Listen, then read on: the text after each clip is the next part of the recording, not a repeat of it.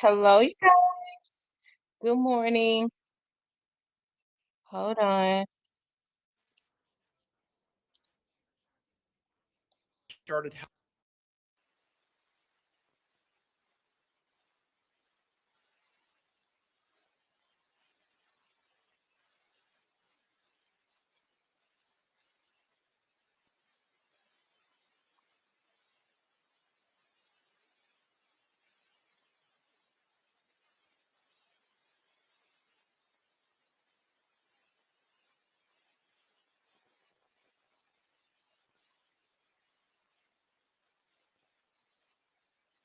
Hey, Clarinetta. Hey, Mr. Parker. I'm feeling well. How about you? Shan, Joy Loves God, Tyranny. What's going on, guys? I think we're going to be able to look at it together for a few hours. A few hours. Let's go, Gray Face. Gray Face, I just saw that email that from last night. I just so happened to check it. Because you know I never check it. And I just so happened to check it. Yolanda, Shantastic, Phenomenal Black Woman, Diane Wright, E Baby. Y'all, what's going on? We get ready to see what Orange Mountain Quet gonna get on the stand and say. Cornelius put so much out there yesterday, some folks might run for cover. Michelle Johnson, Miss Muffin.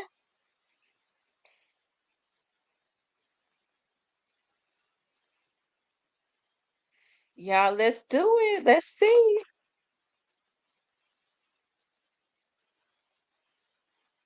Let's see who's going to be called because they are moving quite fast.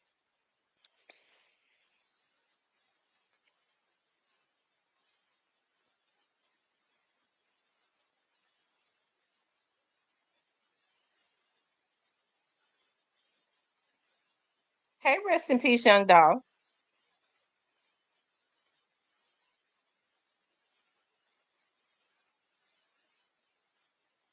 Yeah, it's some twisted people in this world. Somebody had sent me something, even with the trial going on, you have some people that are so demented. You know, they're so obsessed with me. I ain't Beyonce. I mean, Jesus Christ. They sitting up trying to slickly put out that she instead of saying and she said or.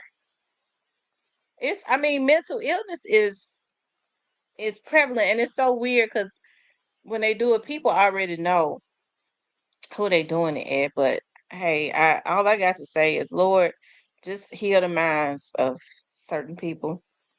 Ayana says, "Hey y'all, back to witness world's dumbest." That's what it is, Ayana. $800. I mean, that's been all over the internet. Y'all, listen. Somebody posted this. Y'all, I must have hollered. I wanted because they talk all the memes and stuff that are already out. I hollered.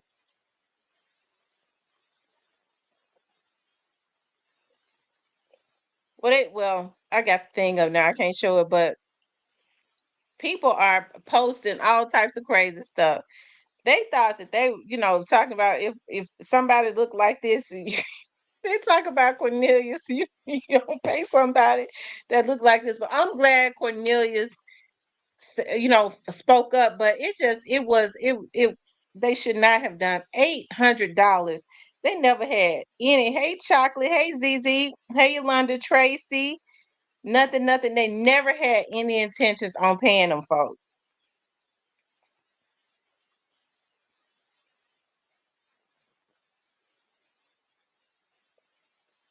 Who got their pearl earrings on, love?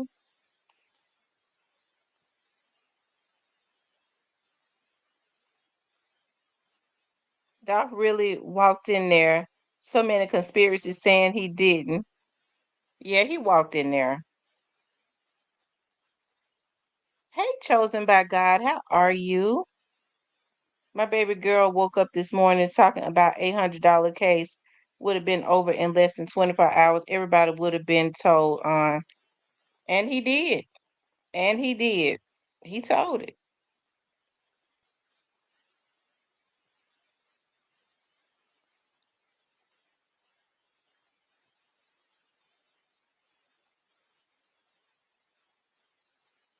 They said, "Where is Cypress?" I don't know. I don't know where Cypress at. Child, the mere fact that Cornelius thought he was getting ready to buy him a house off of just he promised his girlfriend, "I'm gonna get a house. I'm gonna get you a house." He trying to get his girlfriend back. He said he knew what the price was on everybody's head. Ooh, ooh, child. Shagati said his artist contract will sell the label. I'm trying to help him map out this plan. Gorilla would go for high right now. Somebody says that he's made his sister CEO of the label. So he probably just gonna start putting to protect his assets, putting everything in his family's names. Say his sister bought it from him.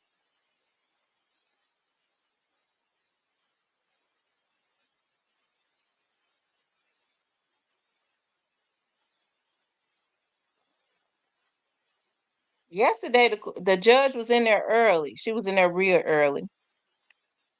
But I guess they said it started 9:30 today, right?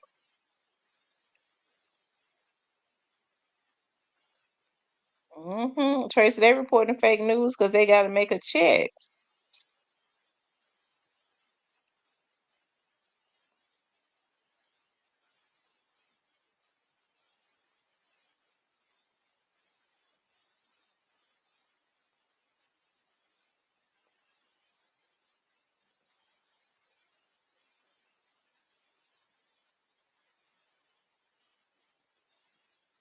I don't know. Yeah, Jamarcus is to report back today. Does Orange Mountain Quet go on the stand today? I know Jamarcus. She said for Jamarcus to be in court at 9:30 this morning. She said that yesterday. Make sure he's here at 9:30.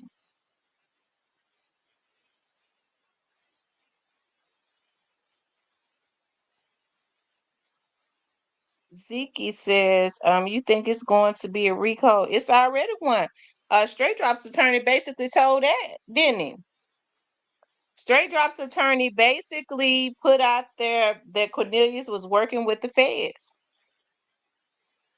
And that was a slick move right there.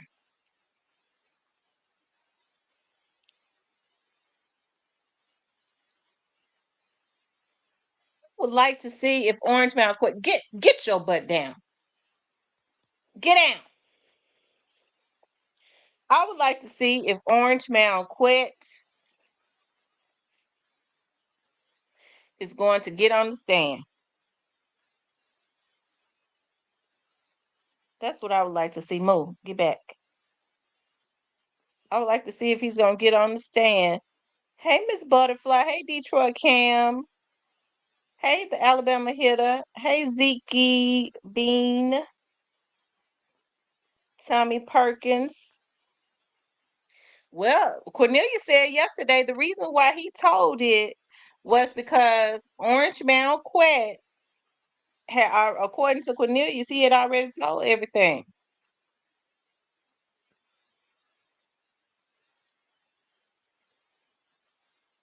Hey, Elson Pope. But I thought Govan was supposed to get on the stands today, but I don't know.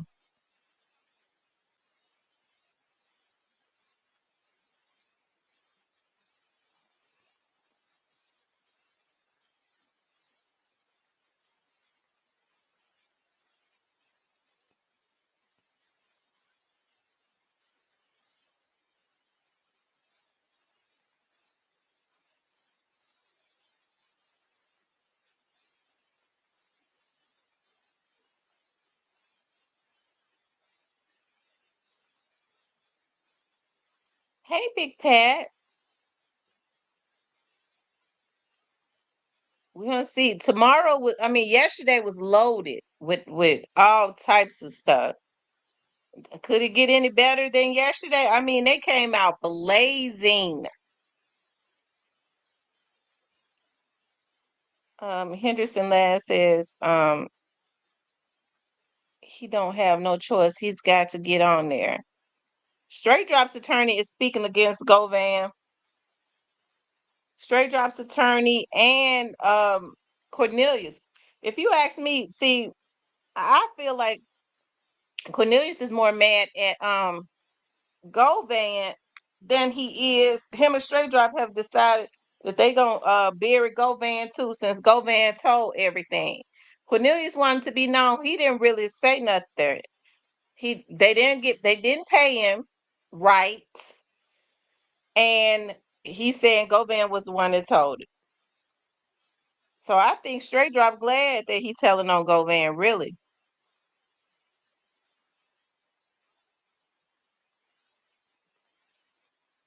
How come I can't never see? I can see chocolate, but I can't never see chocolate. I see somebody speaking to her, but I never see her. I can never see her in my chat. I see her in the comments after the chat is over, but I can't see her in the chat. I saw Alabama Hilda just spoke to her, but I can't see her. Kane Life says, "Good morning, Miss T." George Thompson says, "I think it's strategic towards the end. Govan gonna be pushed to tail on Gotti." Yeah. Um. Whew, Lord have mercy. I get to thinking about. Oh, I don't know why I'm like I have not. I guess I can boil me an egg. I can boil me 2 eggs. They said 7 days hell Wednesday. I'm telling you, like I could. This case gonna be over by Wednesday. And remember when Paul Hagerman said he was already smiling and stuff? That's because he knew. Cornbread said, "I gotta go to jail anyways." He said, "I gotta go to jail anyways." Govan told it. They gave me $800, treat me like I was a crackhead. But I bet you Straight Drop got more than eight. They might have got Straight Drop got more than eight. And see, Straight Drop when he was they was already spoon feeding him because he they was giving him features with other artists, and maybe he got the money. Him and I believe Straight Drop and Govan split Cornelius' money. They didn't give Cornelius his money, but Straight Drop paid for features and stuff with Cornelius' money. That's if he paid Homie G and Big 30. They might have just did it, Big 30 seemed to be very fond of Straight Drop, so he might not pay them a dime.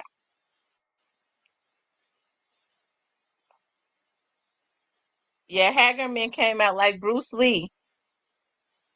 I'm pretty sure that Straight Drop's attorney got online last night and started looking at what all the vloggers said. So when he probably gonna come a little different today. He gonna come a little different today. I believe Drop kept some of Corn money, and Jamarcus got all the jokes on Facebook. I saw that Jamarcus. Is that really that's his page? Great Face has sent it to me. Jamarcus on Facebook basically telling on his brother. Say keep thinking they didn't get paid if you want to. So I guess Jamarcus know they got paid. Drop got 2 videos and that Big Homie G feature. Right. And he did a song with Big 30, right? But they just didn't get a chance to do the video. Or is that an old song? Yeah, that's him. He been on there for a minute. Oh well, he just basically telling on his brother. So well, we're gonna pull that up. Let's pull that up. We'll put that. I'm gonna bring this back up because they ain't gonna start until 9:30. So we got all of 11 minutes. Okay.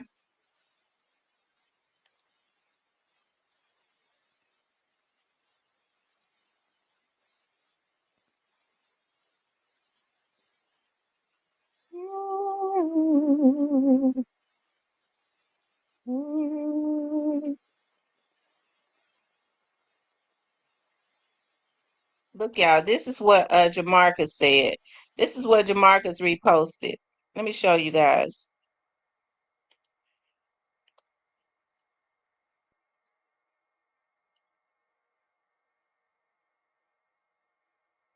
He posted this.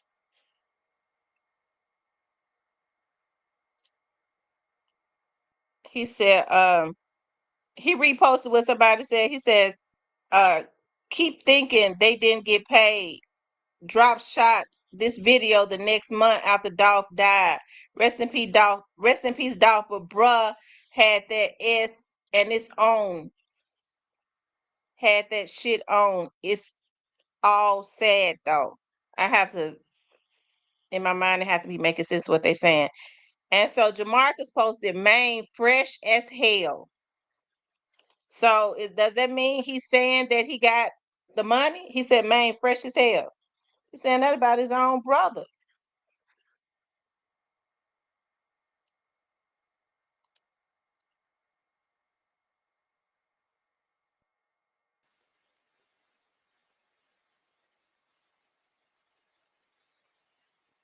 He says, here's what I think. Juk and Gotti approved this.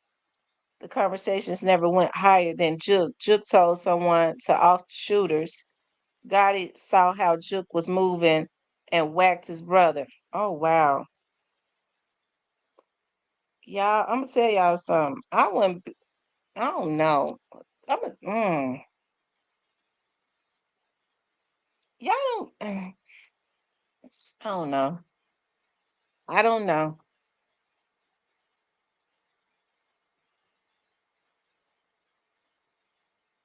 Y'all don't think some of them little guys that might still have some loyalty to straight drop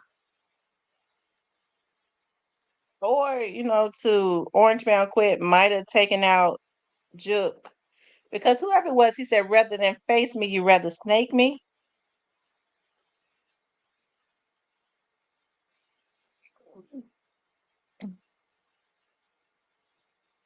It doesn't matter. They got him out the way.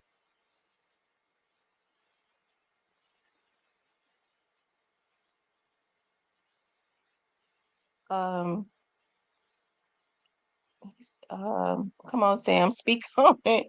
It doesn't matter. They got him out the way. The album his folks thought I was crazy when I said it. You said it. Pat says, I think the same thing, Mr. Parker. I couldn't have said it better. Straight drop met Gotti. He could have took a deal by telling that alone. Listen, when people were saying, even people around the Memphis area, that they felt like, remember, I went on record as saying, I don't believe the man had nothing to do with what happened to his brother. I kept saying, I was like, no, I don't think I believe that. I mean, I kept saying it. I don't think I believe it.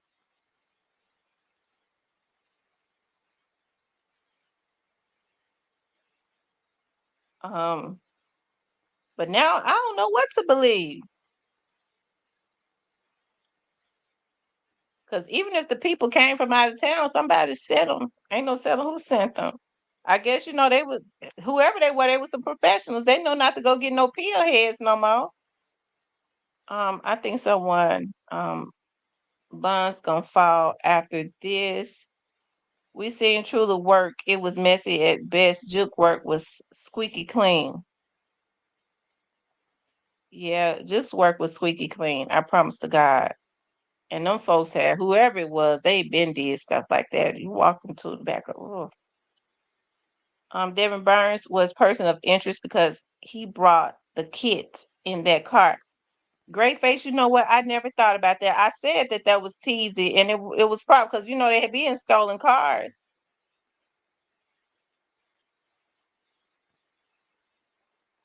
He said Devin Burns was the one that brought that kit in that Charger.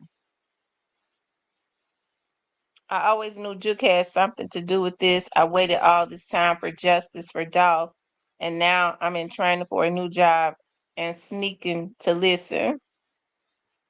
Carolina says, I believe Juke did tell Drop that because all the artists say that Juke brought them into CMG. Yeah. Um, and facts, that's all I'm saying. We can tell no pill heads ain't take out Juke, right? No, ain't no pill head take out Juke. They had a lot of nerves. Whoever it was, calm. But now the people that walked into the church, I kinda don't believe it was them that took them out, because I was talking to somebody about that and I was like, dog, they had like nerves from hell to walk up and sit in the back of that church with just COVID mask on and walk out. And of course, my credible source says, well, we don't believe that the people that walked in the church were the ones that actually hit him.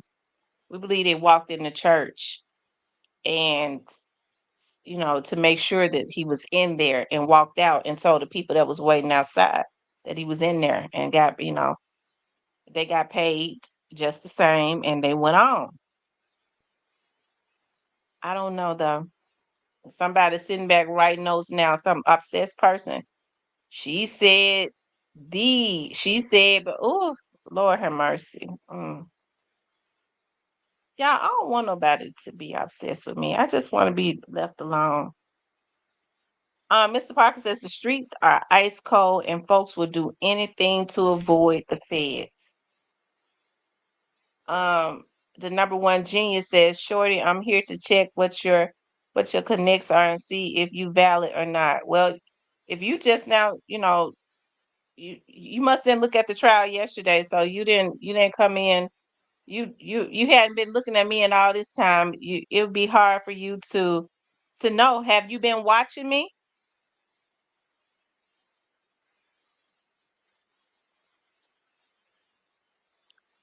Okay. Have you been looking at me? Have you been looking at my podcast?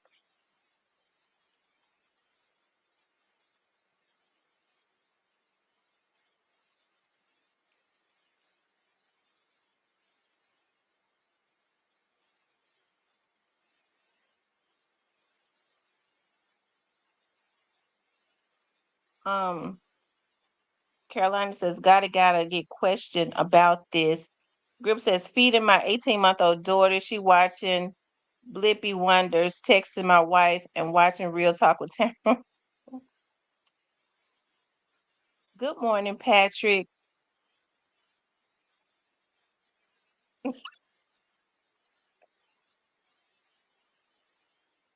Okay, he said he just found me. Okay. Mr. Parker says her name is Tamara Bruh. Kevin says, the video was fake. It was green screen, just like the gas station video. Raven said they Kevin, so you trying to say that the video that they showed in court yesterday of young Dolph walking in, that it was a green screen video? Is that what you're saying? That the video of young Dolph pulling up at the cookie shop and walking in with his brother is a green screen and fake? He's what? He said Raven said they took out Dolph earlier, then drug him through the back door. Then come on now, Kevin. No, Kevin, we're not gonna do it like that. That's not what happened. Why would they put a green screen video? That was not a green screen video. In order for it to be a green screen video, um, no, it wasn't a green screen video, love. That wasn't a green screen. So you're saying that they got young Dolph and his brother getting out of the car somewhere else and put the cookie shop scene back. No, that didn't happen, love. Wix gives you the freedom to tell your story. With a professional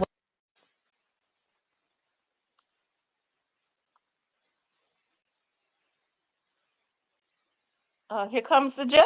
Oh, okay, they got 1 minute. She don't look like she in a good mood today.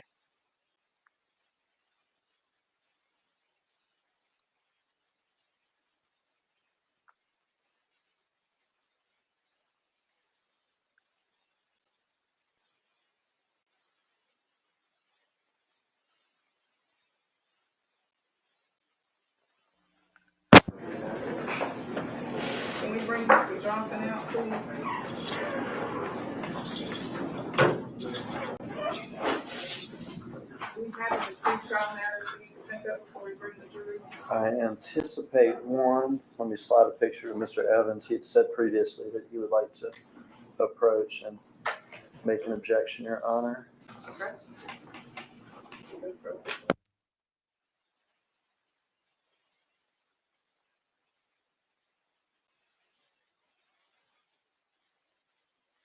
Straight drop looked like he didn't sleep at all last night.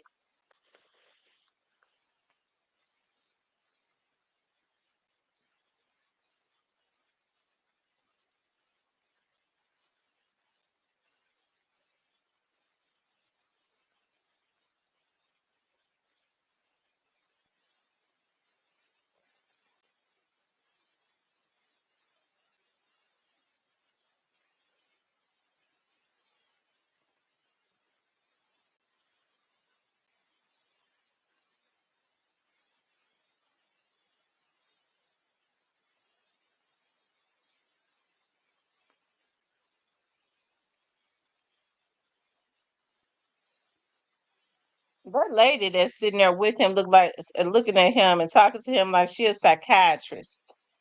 She there to make sure she keep him calm.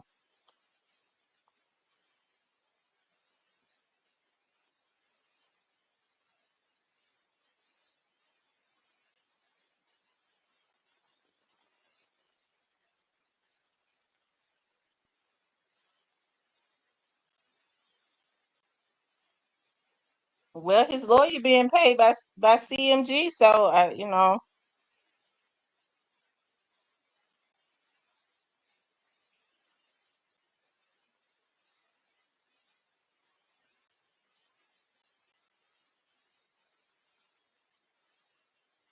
not even 25 years old of age and facing the rest of his life. That's a sad thing, y'all. It really is. That's the thing that hurt me. I know Mr. Parker be getting mad at me, but I mean, it hurts my feelings. You know, even though what they did was terrible, to see that these little boys were sent out. These little boys were sent out to ruin their life.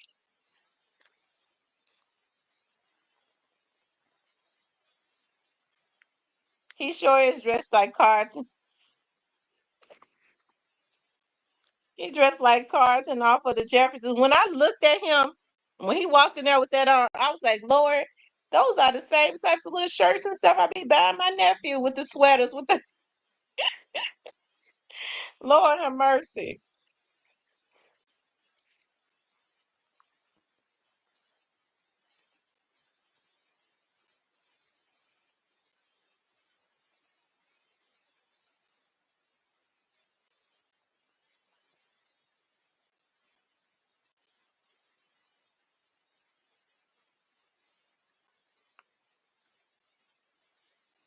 Um, Somebody said they think drop. Listen, they've already implicated him into. Somebody has told on him being in two other crimes. Who could that be? Orange Mound Quet.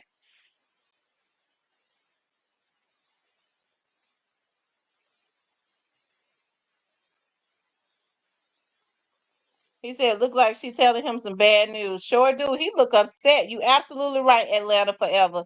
You absolutely right. Somebody else get ready to come in. I wonder if that's Shondell. Maybe she was telling him he needs to go on and plead out.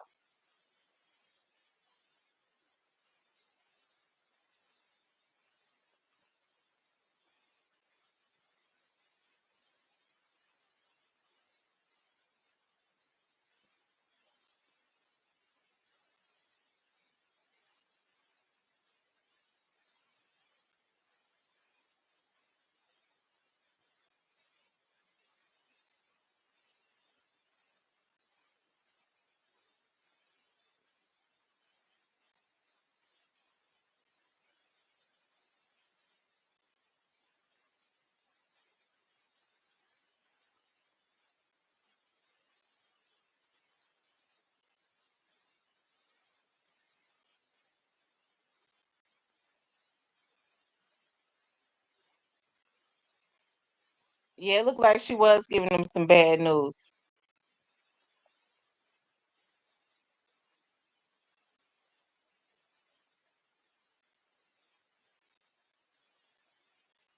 Maybe the witness decided not to come. Because they did say he had one witness. Maybe that witness decided not to. Don't ever risk your life for freedom. 1 billion can't buy your life or freedom. Drop looked like he didn't get no sleep last night. He sure do. That's exactly how he looked. Is he crying?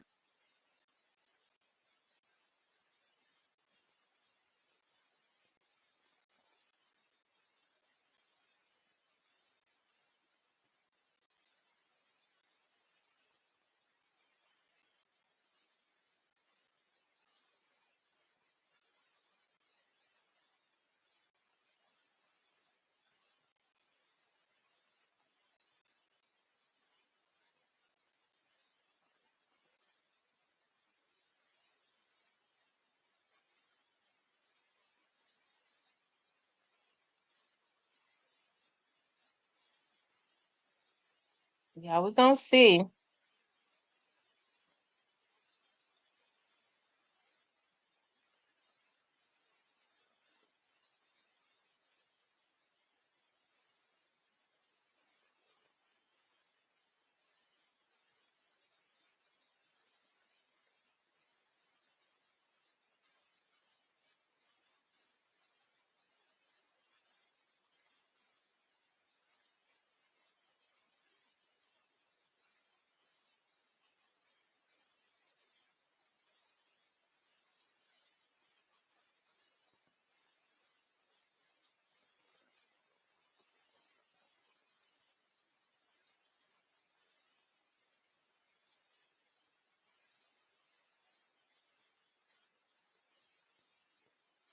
It looked like she started giving them bad news.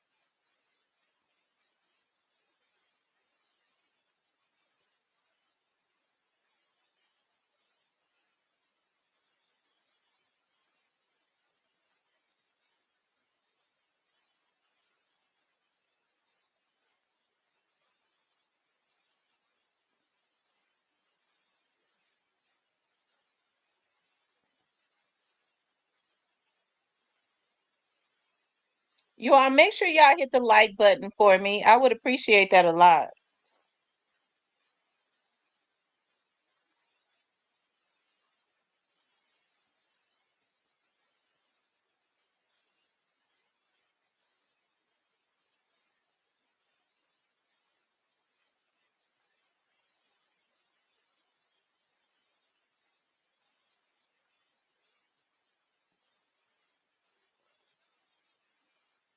Like, share, and subscribe.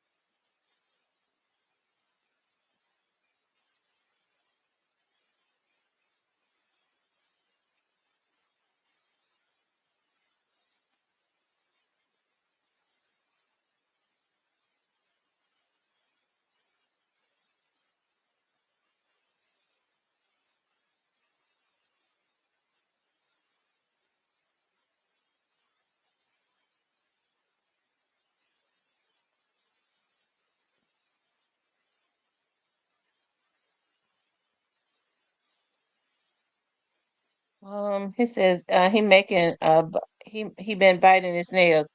Yeah, he definitely seemed like he looked defeated. I think at this point he realized they set him up. He realized they set him up, and the way that they was gassing him up, talking about if my nigga go to jail, he gonna get out and all of that. He realized now that he was set up. They never intended to really give him a record deal, none of that. They never intended to do any of that, really.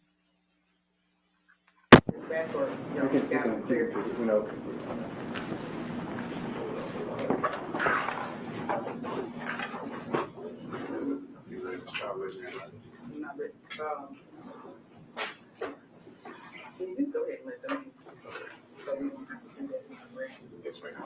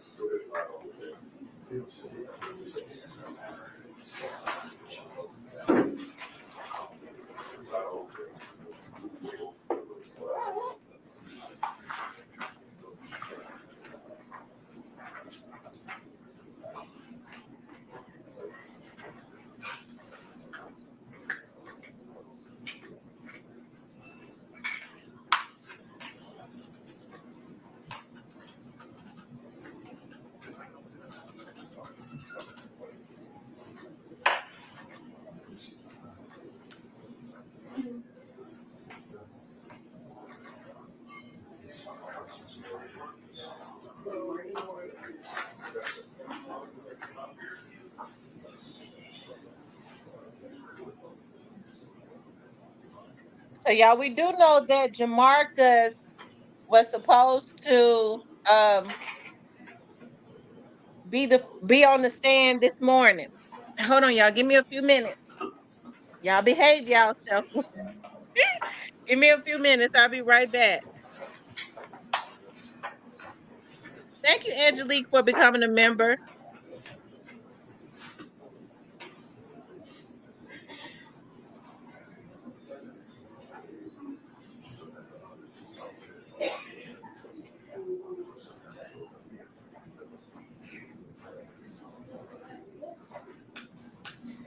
Make sure your phones are off with that at all times.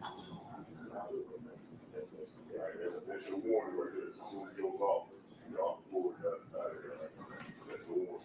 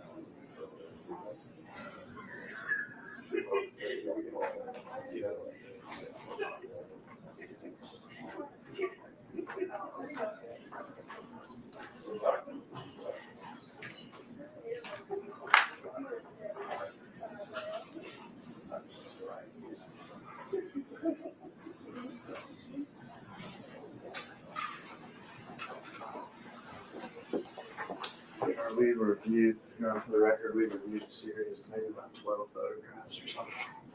I think 10 of them are border or something, close to the face of the pool of blood and things like that. All of them on one, just follow Mr. Evans.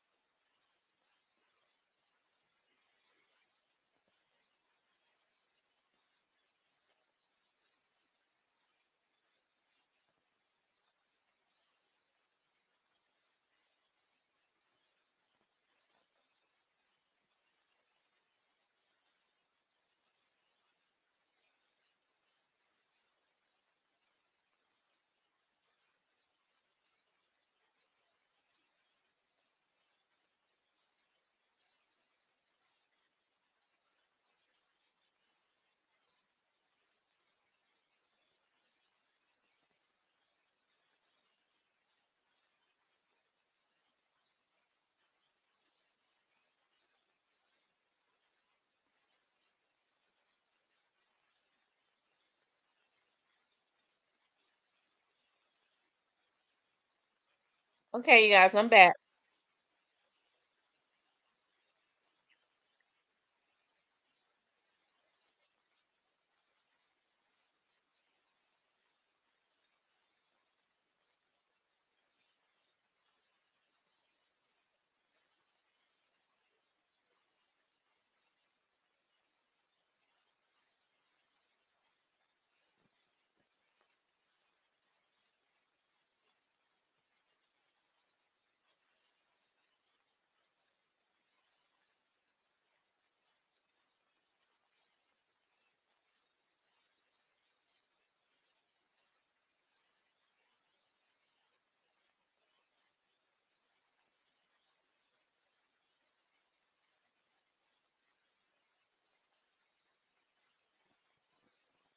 I have to cut me some watermelon.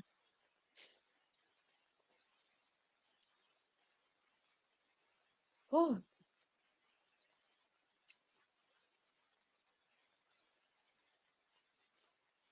Y'all, so Cypress came up in here today.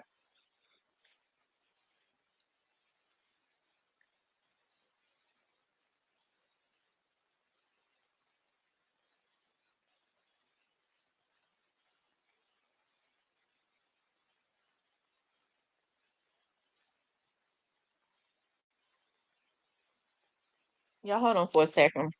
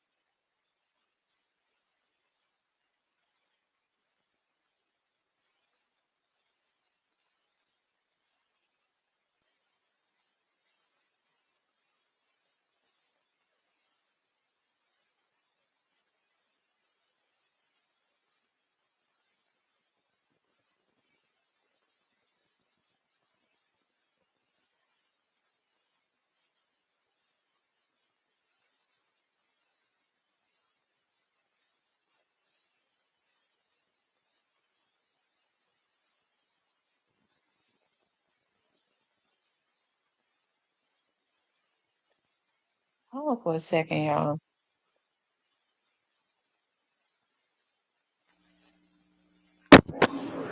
No, you're fine. It's hard to hear her over the thing.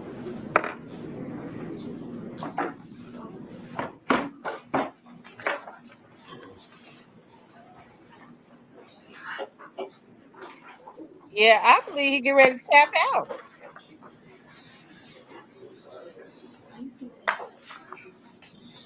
Wait 1 second.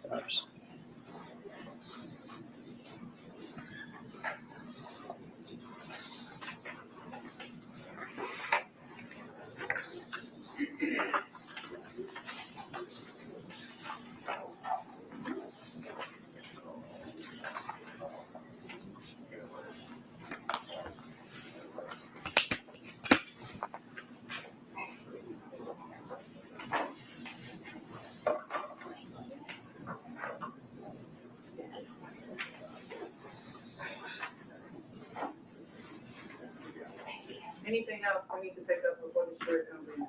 No, Your Honor. The next witness is Terrence Dabney, who is a case officer in the case, and both parties, I think, are going to use him as a witness with regard to various of the crime scenes and various of the videos and evidence. So I do Y'all, expect him to they be better bring in a rather Dabney. lengthy witness. So you're back. You wanna go ahead and call it? You can bring the jury in.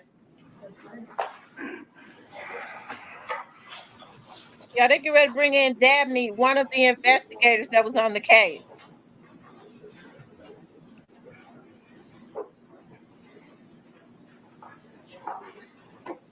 He was temporarily assigned to homicide because he normally works in general assignment,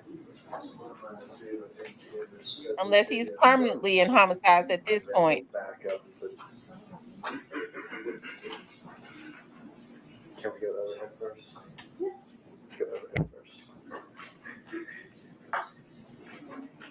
Well,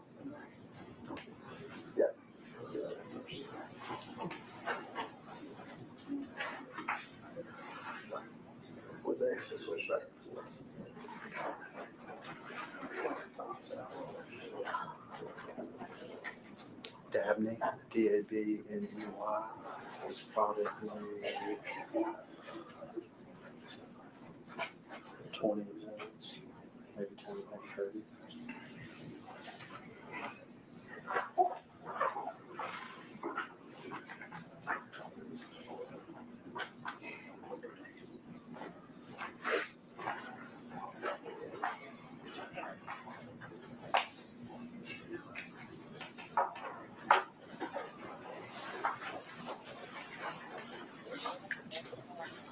Person back yesterday.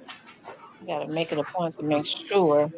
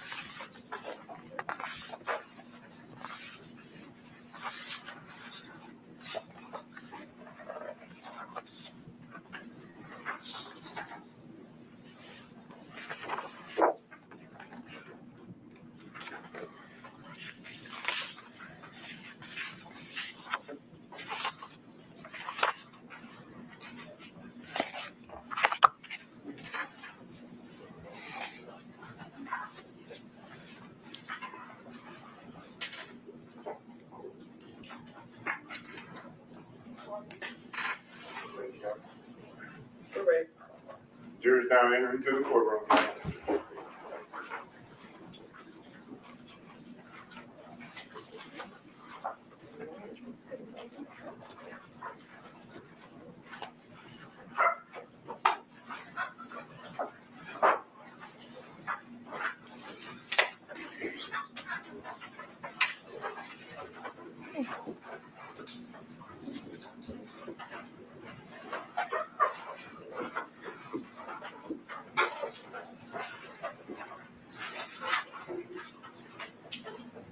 Good morning. Good morning. I hope everybody had a good night. State, call your next witness. Terrence Dabney.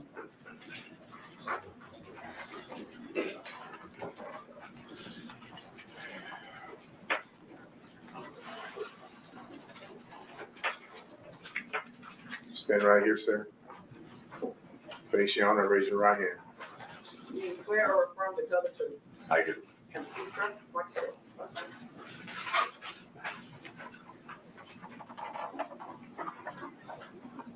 All right, tell us your name first.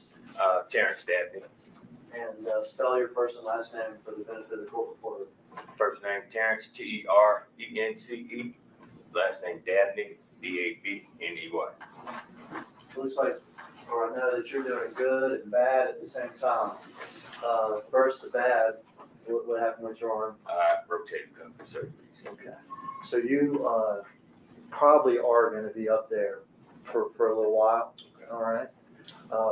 Going to run through some of the various crime scenes with you, some of the various aspects of the investigation.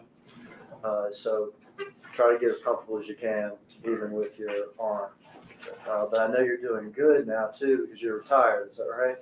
That is correct. Retired from MPD? That is correct. How long were you with Wow. MPD? 26 years. So 26 years, I'd say you earned it. In 2021, where were you assigned in MPD? I was assigned to the homicide. All right, and what did you do in homicide back in 2021? I was an investigator in the homicide. In homicide here in Memphis, do you get a case and you're the only person that works on the case? No. Do y'all work in teams? We work in teams. And were you one of the case officers on this case? I was. Would you assign and delegate people to do various things in the investigation? I do delegate people.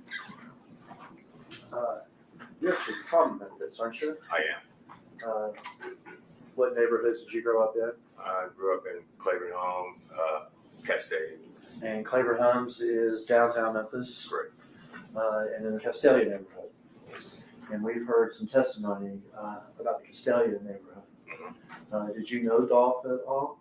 No, Older, is that right? older, much older. All right. November the 17th of 2021, did you have occasion to be brought in with regard to a homicide call? I was. Specifically to an address on Airways, Makita's Cookies. Correct. Did you know where that was? Yes. What area of town is that? It's in the southeast part of town, Airways and Ketchum area. If I tell you that the call went out at 12:24 p.m. in the afternoon, about what time would you have arrived at the scene? Possibly around 1 by the time you get the call and travel to the scene. By the time you get to the scene, are there uniform patrol that's already there? It is. Are there medical personnel and things like that Yes. already there? Yes. My duty is to gather fact information from the reporting officers, delegate other investigators to do, canvass the area for video and just handle process the scene. When you arrived on the scene, were there people around in the street and everything? Yes, there were people everywhere. Everywhere. Around. Were there officers attempting to That's control the Terrence crowd Dabney. and keep people off the actual parking lot of Makita's? Yes, it was. And was that being That done? look different, but he got Were there older a lot though. of bystanders and everything looking on and everything else? It was. Does this seem almost like any other that you had been to in your 26 years? So that scene was. It's a lot of people out there. Okay. You get there, and you say your job is to try to figure out what evidence exists and delegate. Yes. Is that right? You mentioned one thing, video. Is that right? Yeah. Are y'all interested in collecting any video that may be around there? Any video that would help in the investigation. And in fact, did y'all collect video from the cookie store itself? We did. And did it show the outside of the business? It did. And did it show the inside of the business? As well as the inside. Were y'all also interested in sort of crime scene stuff? Yes. Hold on, y'all. Did you delegate a crime scene detective to collect physical evidence and document physical evidence? We did. We had collecting and processing. And did they also take pictures of the Left. scene out there? They did. Green. You looking at the young Dolph's trial? Would you have delegated or interacted with any of the witnesses who were on the scene? Yes. Witness. Yeah. Look at it right now. Uh, Definitely looks we have totally investigated different. down to, Definitely look. And he sound different. statements. Okay. And without getting into what these people, said, did y'all talk to Marcus Thornton, Dolph's brother? We did. Did y'all talk to the cashiers there at Makita's? We did. Did y'all locate any other witnesses right there in the surrounding scene that had information? No. Video, crime scene, locate whatever witnesses we have. Correct. That address on Airways is Makita Cookies. You described the area of Memphis is in. That's in Memphis, correct? And is that also in Shelby County? It is. I'm going to start with the crime scene there.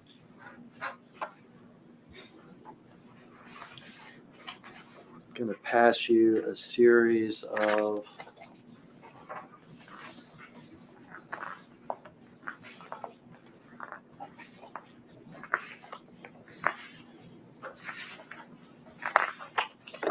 10 photographs. Just, you just look at them, tell me what's pictured in each one, place it face down on that table next to you. This photo is a front picture of Makita's cookie shop. Officers there processing the scene, broken glass. They have victim's car, Very good. Place that. Corvette, camouflage color. Okay, you can place that face down. We're going to review these with the jury afterwards, so I'll ask you questions about them afterwards. This one is the photo of the address 2370 of Makita's cookie shop with defects to the glass, bullet holes. Okay. This one is the inside front counter area of Makita's cookie shop. Okay. This one is another front view of the cookie shop, Makita's cookie shop. We have evidence markers on the ground where we have shell casings, along with the victim's Corvette camouflage. Another closer picture of the front of the cookie shop, evidence markers, broken glass, and casings. At this time, you can just place it, so that's fine. With the next couple pictures, you can just place it where you see it, and we'll show it to the jury later. Okay. This is a picture farther back from Makita's cookie shop toward the street airways with evidence markers with casings on it. This photo is inside the business of Makita's with bullet holes going through the walls and doors. This one is a victim flying on the ground. And when you arrived on the scene, was the victim still there? Yes, he was. Did you observe him positioned like that? Yes, sir. Do you see evidence of medical intervention on him there? Yes, he has the bleeds on his body. When you arrived, were they still trying to resuscitate him or get anything, or was that process over? The process is already. This photo is a photo inside the cookie shop. We have evidence markers. We have victim's chain that he was wearing inside a flower pot. It has a PRE on it. This is a close-up photo of PRE charm that he had on his neck. It's just inside a flower pot. My approach real quick, Judge. Yeah. For the record, the last picture he looked at has already been marked as exhibit number 3. Thank you.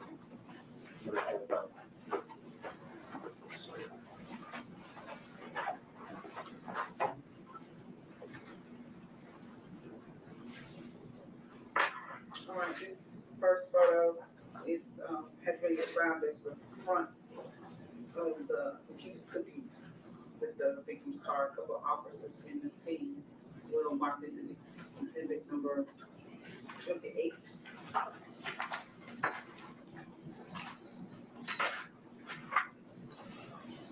Next photo is close up of the address of Makita's Cookies 2370. We'll mark this as exhibit 29. The next photo is what's been described as the inside front area of Makita's Cookies. Exhibit number 30. Mr. Evans, it's never too late. Any objection to these photos? Yes, Your Honor, no objection to this. The next photo is the front view of the parking lot in the front of Makita's Cookies with the evidence markers in the victim's car. The markers number 31. Judge, and you haven't gotten to the photograph yet, but the one we referenced earlier is in that stack. I would renew my objection as well. Yes, sir. When I get to it, I'll make note of that.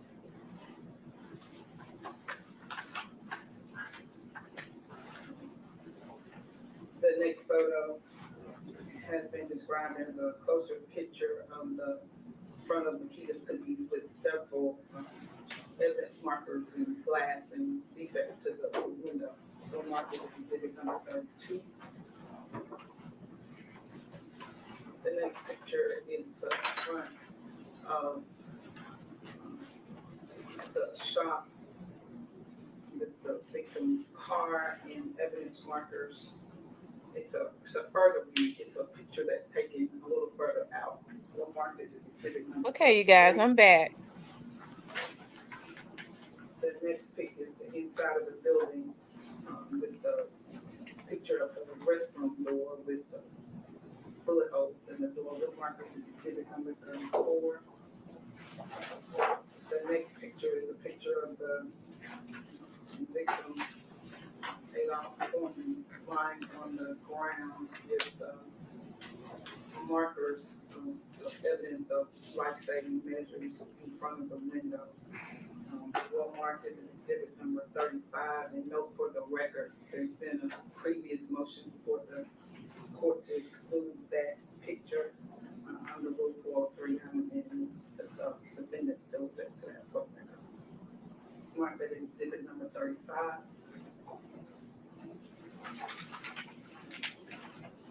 Exhibit number 36 will be a picture of the inside of the cookie shop with the chain on the floor marked with evidence marker number 53 and several other evidence markers. This is exhibit number 36.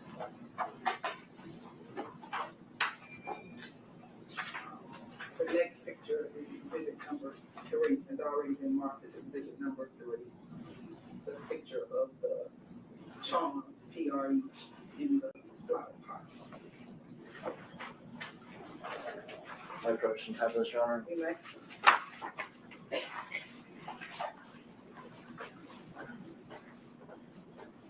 Sir Gabby, we're gonna show these to the jury and ask you some questions as we go, okay? Yes. You need a pointer. Supposedly, this one right here works. We'll see.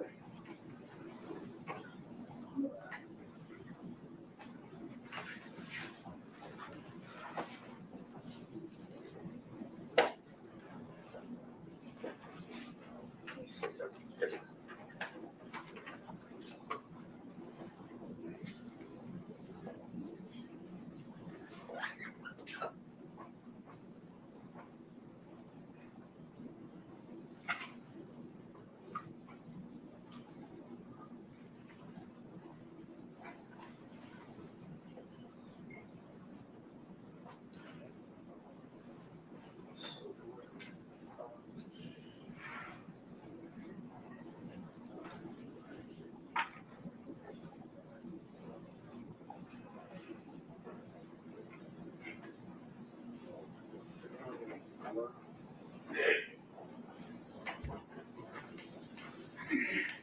This picture's so blurry on the overhead.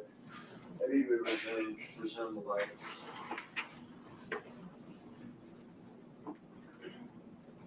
We're gonna have to go sort of old school All right. on this one. Could I have the witness step down, Your Honor? You may.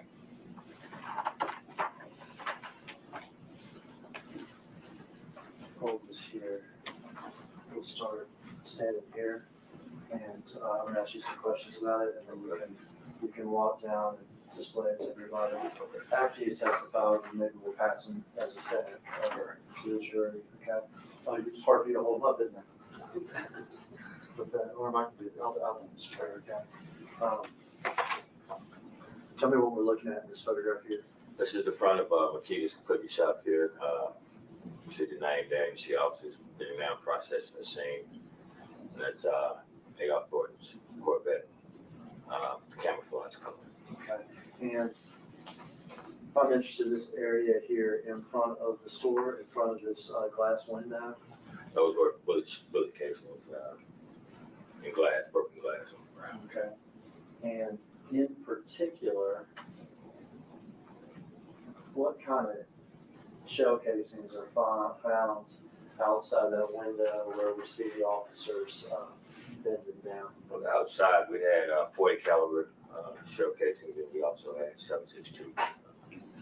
Okay, and let me ask you about that. Is that two entirely different calibers? Yes, Two entirely different sizes? yes. It's 40 caliber characteristic of a handgun, Characteristics of a handgun, it is. and then is a 7.62, is that characteristic of something else? Of a assault rifle. That's all right. Okay. And did you watch the video obtained from McKinnon's? I did. Is it clear that one suspect is firing at what you would call an assault rifle? It is. And is it clear that the other one's firing what you characterize as a handgun? As a handgun. Yes. Mr. Harriman, Yes, ma'am. it never fails that something goes wrong with our tech. Is that your tech person that just came in? She is. Can We'll you see, we'll see how we do help here. you I would prefer that we just Yes. see. so we can all see what's going on? Because I was gonna have to get over there, and Mr. Evans was gonna have to get over there, so.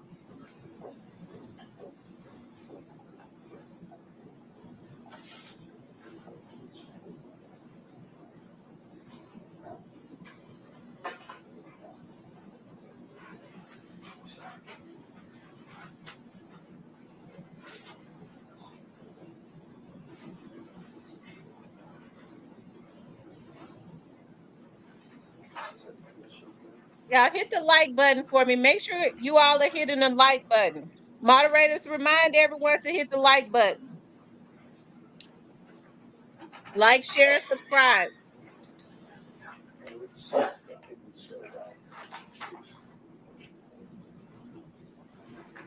We're trying to turn it off and on, but the next one is to kick it, but we're not gonna do that.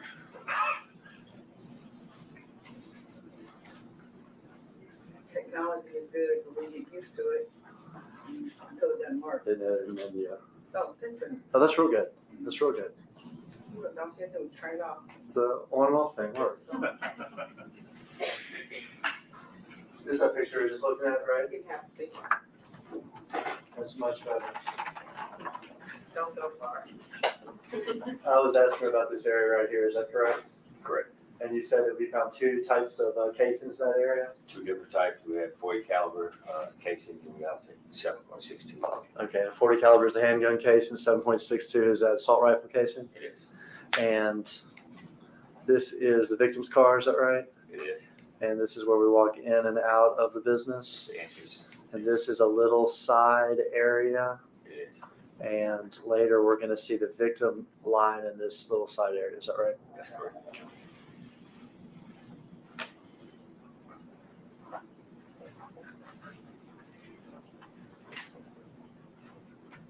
The front of the store. In front of the store with the address 2370 of Makita's Cookie Shop. We also have defects in the glass, bullet holes in the glass of the door. And we'll see this with a later picture, but let me go ahead and ask you about it. Do we find casings from inside the store where Dolph's brother was firing back from? We did found 9mm. Okay, and that's an entirely different type of handgun too, is that correct? So we have 9mm casings inside the store. Inside. We have 40 caliber casings outside the store, and we have 7.62 casings outside the store. And on a later picture, I'll ask you about one more set of them. Yes.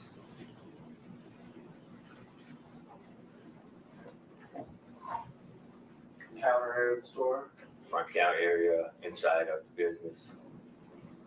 For perspective, the cashier's booth or whatever, where the register would be right around here, is that right? It is. Mr. Hagerman, if you can tell us what exhibit number you're using, please. Going in order, this is 30. 31. That same outside area, is that right? Same outside areas from a different angle. See the victim's front end of the victim's vehicle, Corvette. And see the glass, some of the glass is broken out in the front windows with bullet holes. Glass broken out here, Yes, and bullet holes throughout this glass, is that right? it is. This is the next number exhibit, 32. Closer in. It's a closer picture of, like I said, the shattered glass, bullet holes, and you have markings on the ground with broken glass and shell casings of the 40 caliber 7.62 round. And later on, when we see the victim's body, is it going to be in this area here? It is, right in that area. And when we see flower pot, like with his necklace and things like that, over this area? Further to the left of it, yes.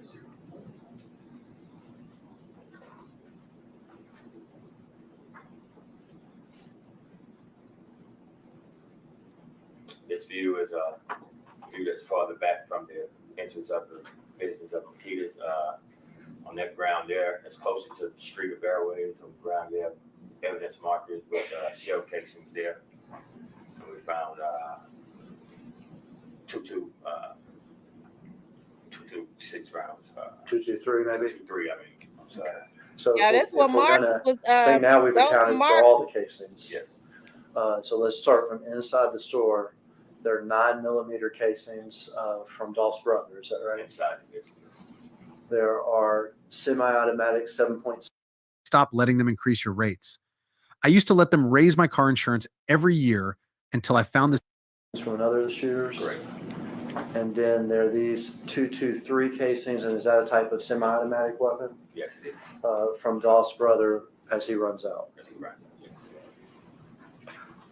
That's exhibit number 1. That's exhibit number 33.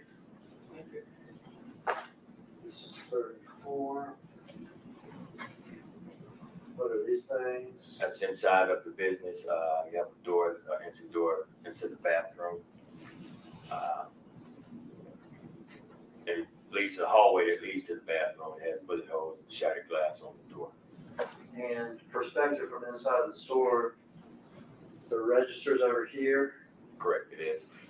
We're about to see a picture of the victim's body, and it is going to be in the area of this little side area, is that right? Correct.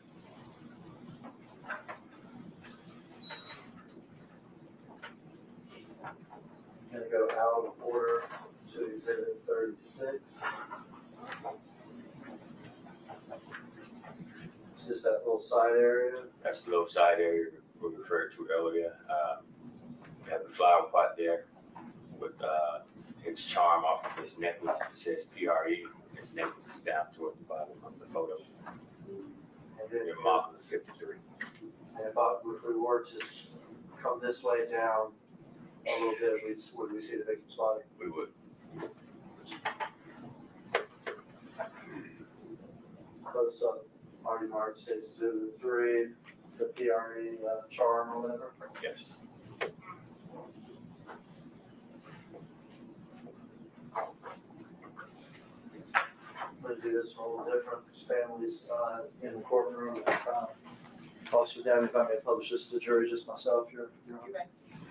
This is a graphic photo, correct? Yes. This is a picture of the victim laying there in that area that you just described. It is. He is still in his clothes, Yeah.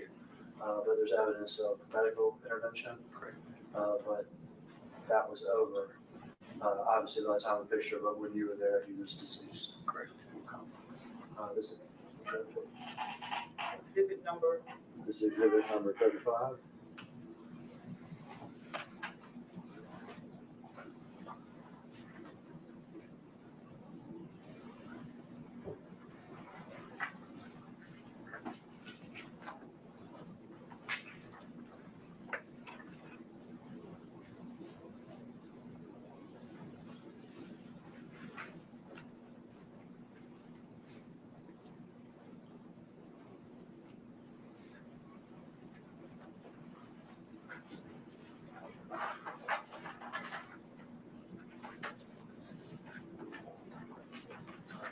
Y'all obtained the videos from out there, We did.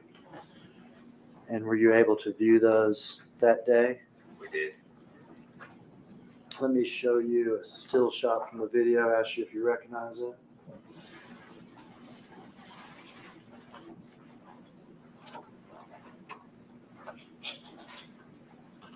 This is a still shot from the video of outside the front entrance of Makita's cookie shop, which shows victim's Corvette. It also shows a white Mercedes that's pulled in behind the victim's Corvette. It's two-door. On the Mercedes, you can see it has some damage on the passenger side rear. You have two suspects. One is armed with a assault rifle, what appears to be an assault rifle. He's wearing a mask over his face, a cotton mask, like wearing a blue hoodie with some sweats, gray sweats, and some shoes. And the other suspect, he's wearing a black baseball cap, but it has Bass Pro on it. Also has his face covered. Has a black hoodie, some gray sweats. Gray sweats has a little, I guess, insignia on it. He also has some dark colored shoes with white on them. All right. Oh, could that mark the 6 number so that you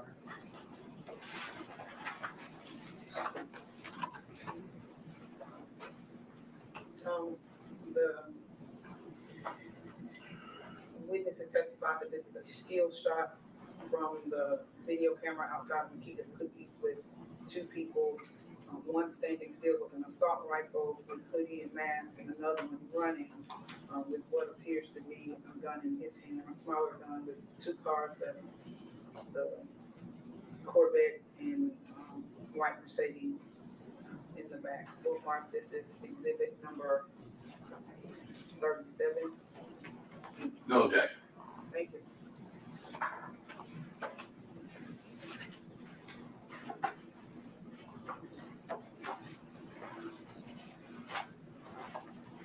I could already tell that when I handed it to you, I just said still shot. You looked at it like an investigator, telling me details that I guess matter to you. Is that right? Yes.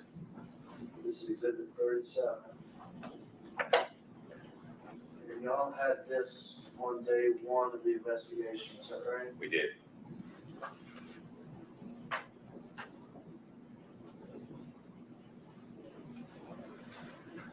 First thing you mentioned, I think, was one shooter with, is that an assault rifle? It is. And would that be consistent with the gun that shoots those 7.62 casings? Correct. This window, is that the one you saw busted out with the pictures that we just saw? It is.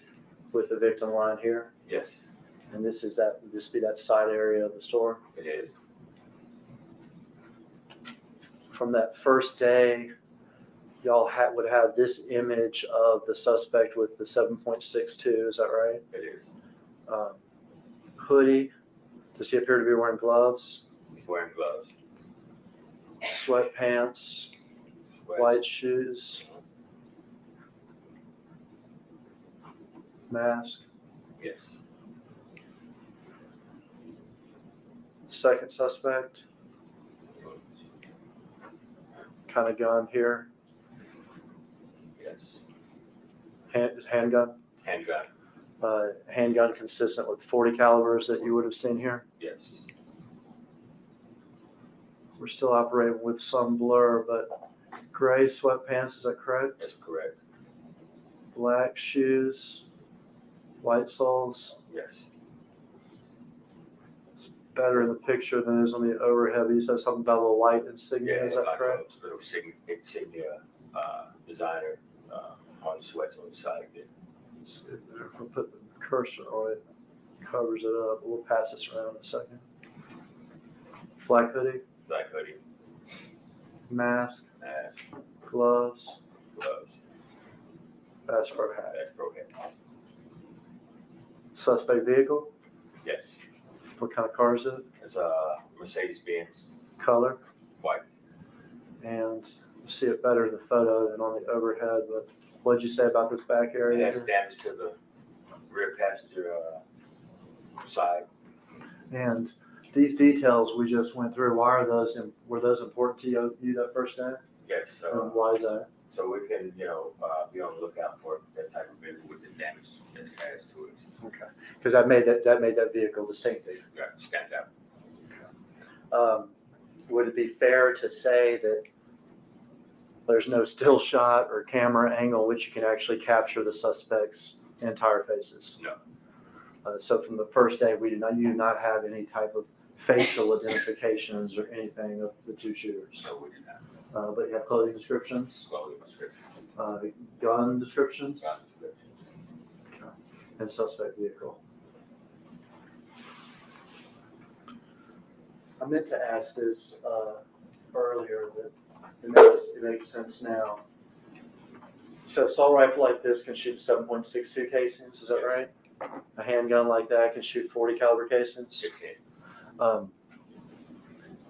If I've got casings from that have been fired, and then I actually recover the guns, can I compare casings to guns to tell you, that 40 caliber casing came from that 40 caliber gun? Yes. We see that on TV sort of all the time. Is that right? Yes. Is that something you do, or is that something that's done by other people? It's done by other people. Is it first done routinely by a computer system and microscopes and stuff like that? Yeah, it's just entered into the system that way. Okay. And then later it can be sent to TBI or FBI or whoever to confirm that? Yes. Is that right? Okay. In this case, did y'all ever recover handguns? Did you ever recover the murder weapons in this case? No, we did not recover any. So you never had any guns recovered that matched these shell casings? That match those showcases.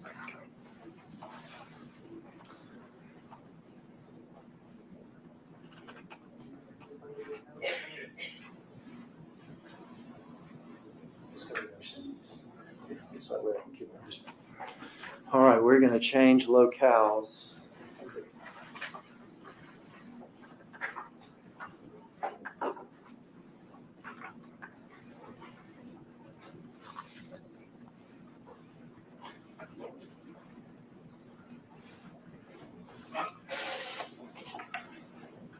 We're going to change locales here to an address, Haven Court, in what used to be the Tulane Apartments. Yes. Okay.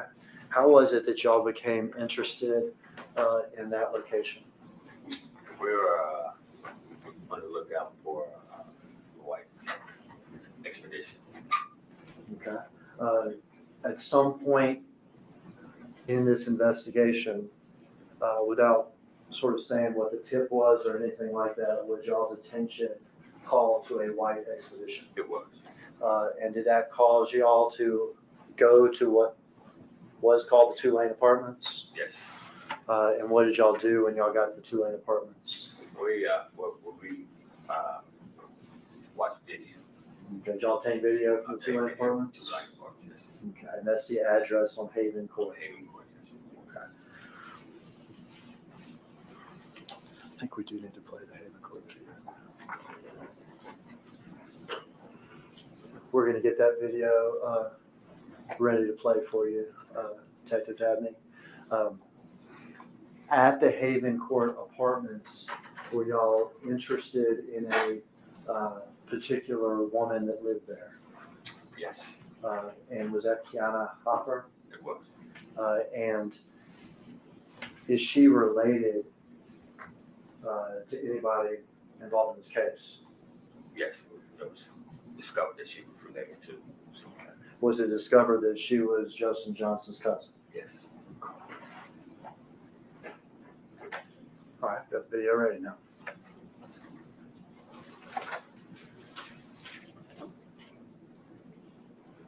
Haven Court Apartments, 1 p.m., 37 minutes after the murder.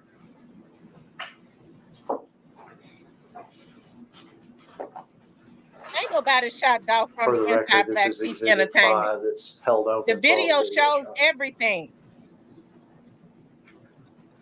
Come on, y'all. We gotta stop this crap.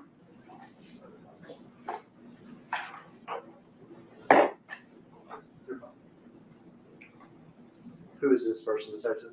The people in court yesterday saw when he went down when they started shooting from the back. Come on now.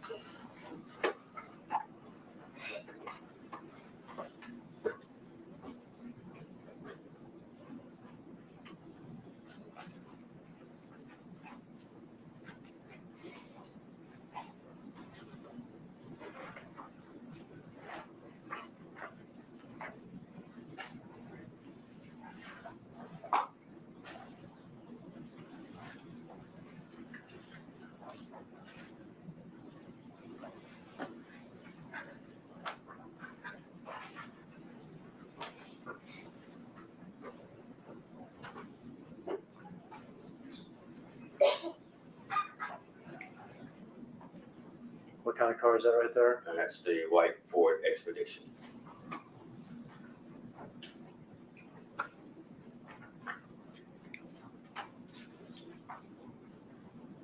Kiana? Kiana approaching the Expedition.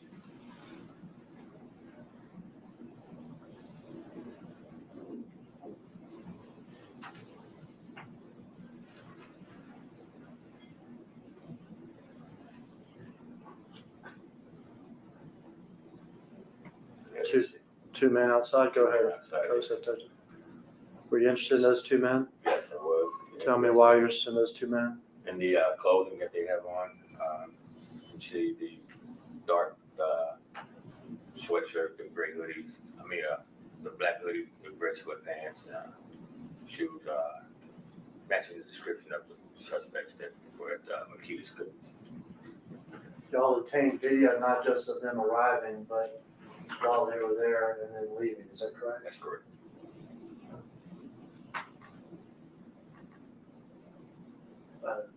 Before they leave, that'll be this. They arrived 37 minutes after the murder. This is 54 minutes after the murder. It is. The expedition's still there. Is that correct? That's correct. Suspects are still inside. Still inside. His Dodge Charger has just arrived. Dodge Charger arrives, and you see one of the suspects come out and walk to the Charger.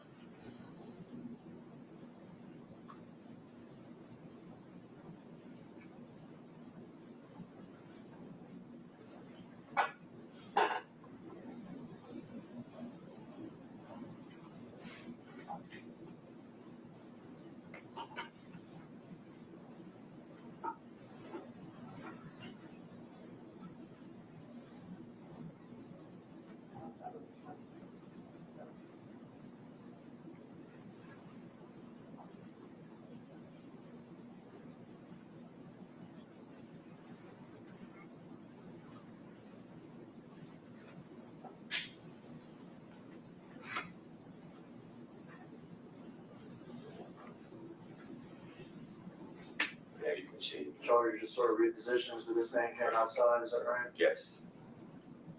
Came out up to the rear of the. You're interested in this man? Yes. Sweatpants? Sweatpants, black shoes, white soles on. Coming into the car.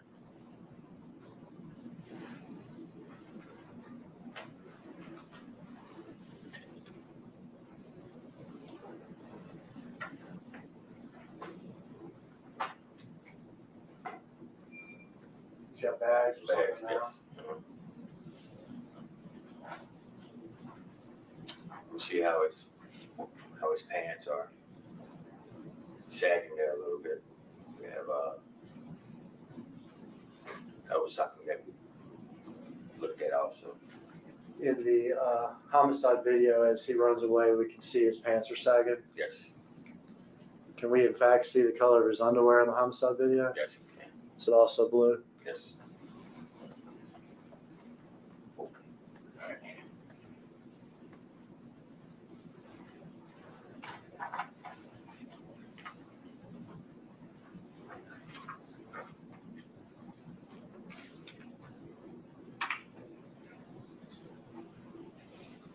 He gets into it and shuts the door.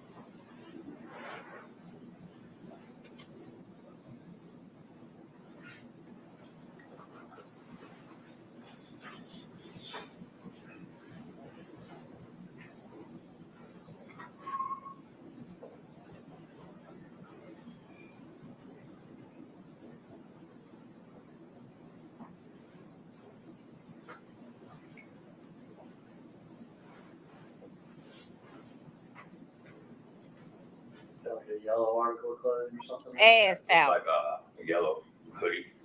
He got on. Is this apartment building here the one that Keanu Hopper lives in? Yes, it is.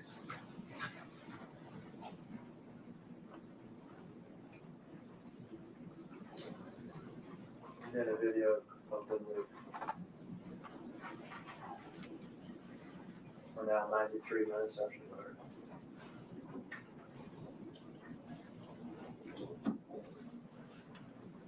Vehicle here's a Chevy. It's a Chevrolet SUV, small SUV. Do y'all get interested in that one too? We did. Expedition still there.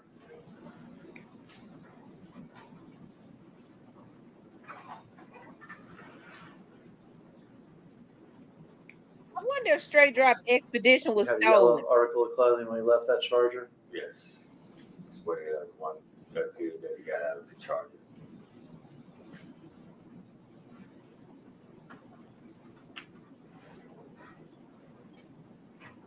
The suspect gets in, Keanu comes up to the driver's door.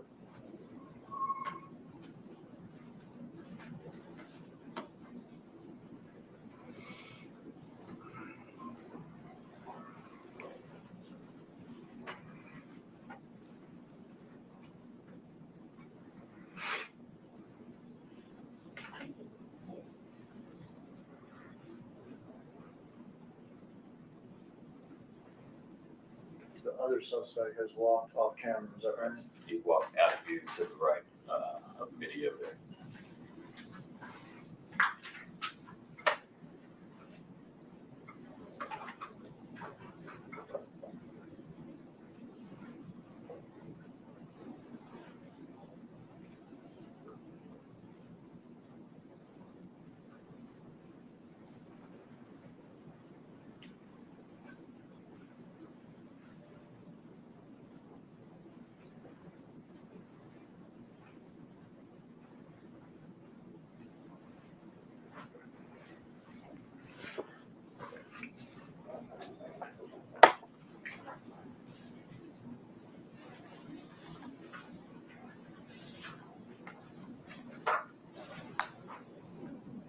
Chevy's back.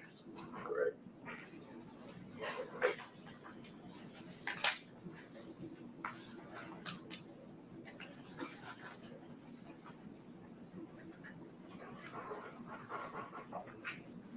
Suspect returns to the apartment complex. He did.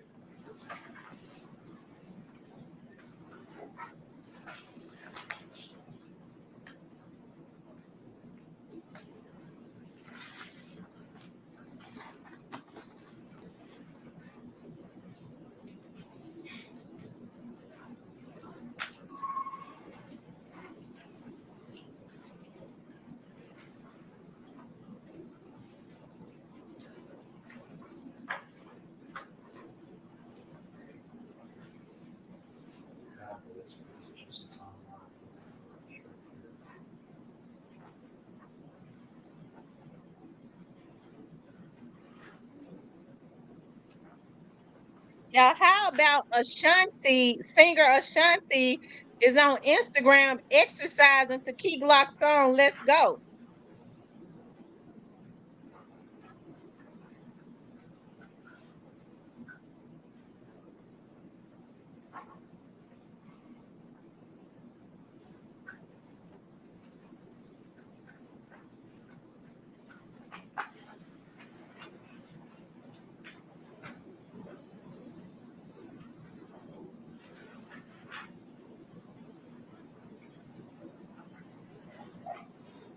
Suspect returns to the white Expedition. He did. The Chevy track still there. It's still there. Keanu. Keanu.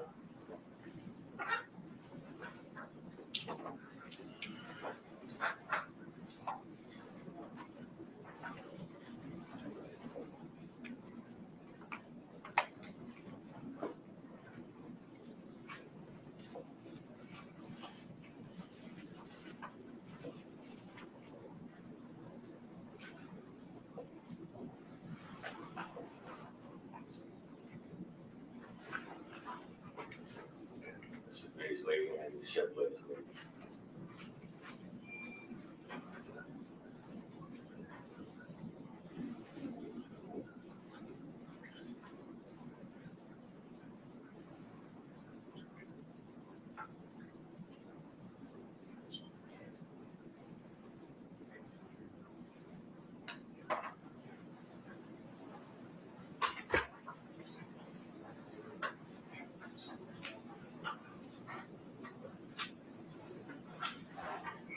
All right, the expedition got going and the Chevy Trax got going. Yes, One suspect in each, is that right? yes, Y'all obtained the video, interested in talking to Kiana, yes, interested in her cousin, interested in the white expedition, interested in the Chevy Trax, and who this other person may be.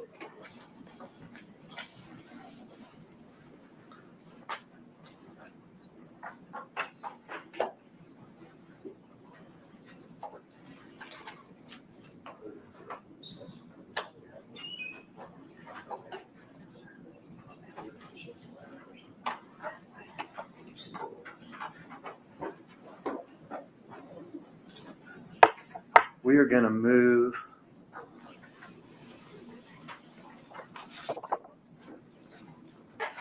there's one thing I said I was going to do that I didn't do before.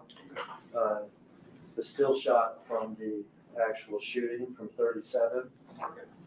We talked about how it was blurry up there, and there were things you were testifying about, and I couldn't quite get the pointer in the right place. And one of those was the fact you said there was a little insignia or something on the left thigh area of the sweatpants of the shooter who has the Bass Pro hat on. Is that right? correct. If I could pass this around to the jury, Your Honor. It's hard to see on the other end.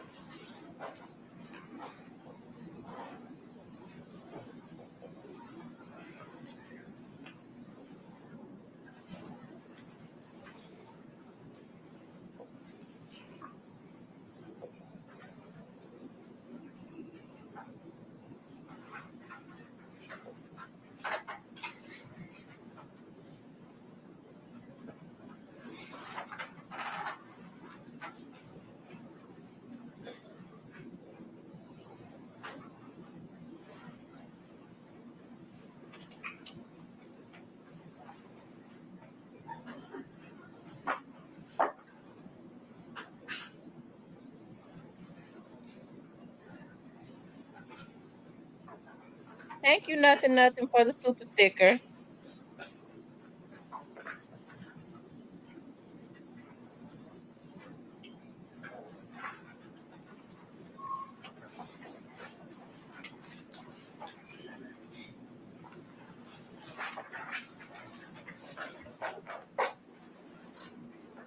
With regard to the videos that we just watched from the Tulane apartments, did investigators make a timeline with still shots from the various things in that video? We did.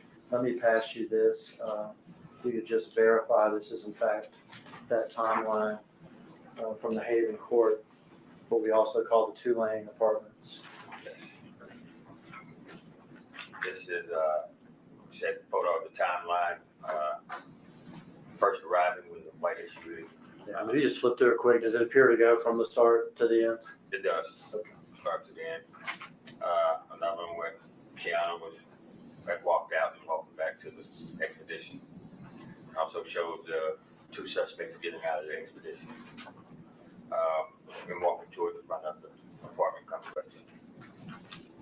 This one shows them inside the apartment, going inside the apartment. Also shows the Charger pulling up.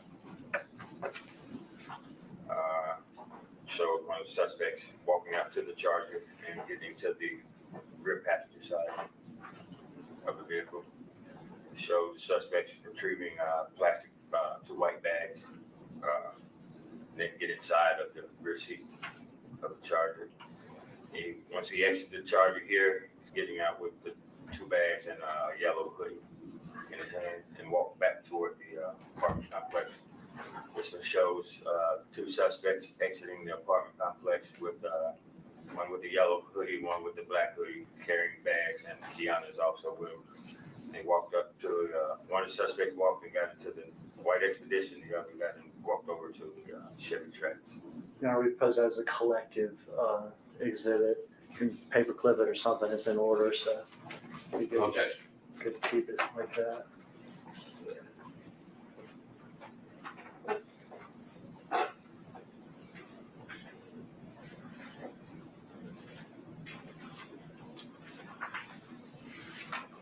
This is 8 pages of still photos starting on November 17, 2021 at 12:58. Going to November 17, 2021 at 13:56.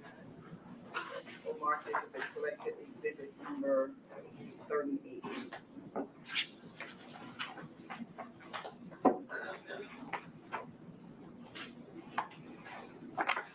All right, we're interested in Kiana's cousin, we're interested in the white Expedition, we're interested in the Chevy Trax. But is there other stuff going on in the investigation too? Yes, Does tip come in with regard to a white Mercedes? it did. And does it call your attention to a particular place? Yes, it did. A small street in Orange Mound, Yes, Bradley Street, is that correct? correct. 1174 Bradley Street. What is at that location? It's an abandoned home, and when we get there, we observed a white Mercedes parked in the rear. Had damage to the passenger side rear side panel. And to put this in a chronology, would this have occurred on November the 20th, 3 days after the homicide? Correct. And would it be fair to say that 3 days after the homicide, behind that abandoned house on Bradley, y'all found the murder? We did.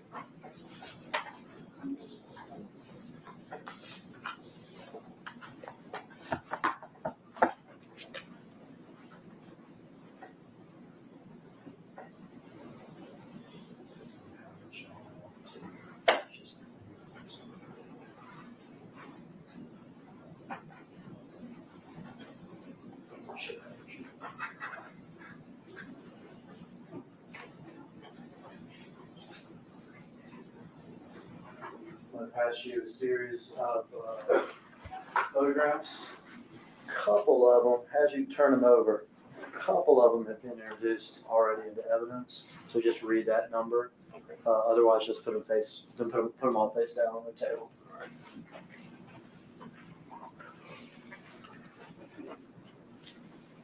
This is the abandoned house on Bradley Street. Get to read stuff. What neighborhood is that? It's in Orange Mountain, neighborhood in Orange Mountain. Did you become aware that there's a house across the street in which Mr. Hernandez Govan lived? Correct. Directly across the street. Eventually, does Mr. Govan also become a suspect in this conspiracy to commit murder? He did. You can place it down. That was exhibit 9. This photo here shows a closer picture of a vehicle in the rear of the yard parked between brush and trees. So this vehicle is not parked in the driveway, is it? No, it didn't. This is a close-up picture of the Mercedes showing the passenger side with the damage, which appeared that the vehicle may have been sideswiped or something. It's a 2-door white Mercedes. The damage that you can see in the homicide video? Yes, that's consistent with that. That's exhibit 10. The This photo shows the rear of the Mercedes-Benz, which has an Illinois tag. Do I need to read the tag and everything? You place it down. This is a photo of the driver's side of the white Mercedes-Benz.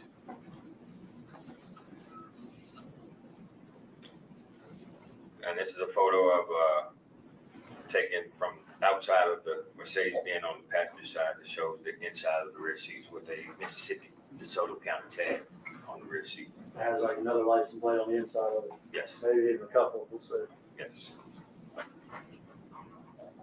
This is a photo of the passenger side of the white Mercedes-Benz, which is being processed in crime scene tunnel.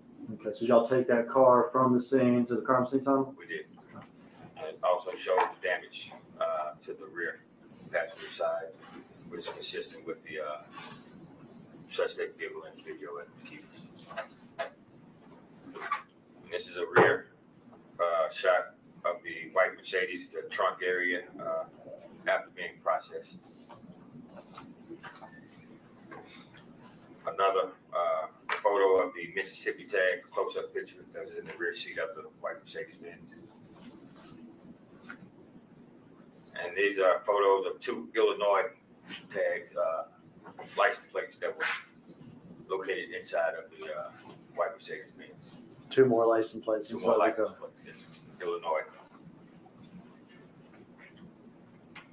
Another close-up photo of the Mississippi license plate, DeSoto County. And this is for a photo of close-up photo of the white Mercedes being processed by crime scene. This is the driver's side door of the white Mercedes-Benz after being processed. Has the letter A. God, that is so awesome. The I will letters be that we're over gonna see there written on it, like A, B, to. and C. Is Can that I come something else today? crime scene people do? That is.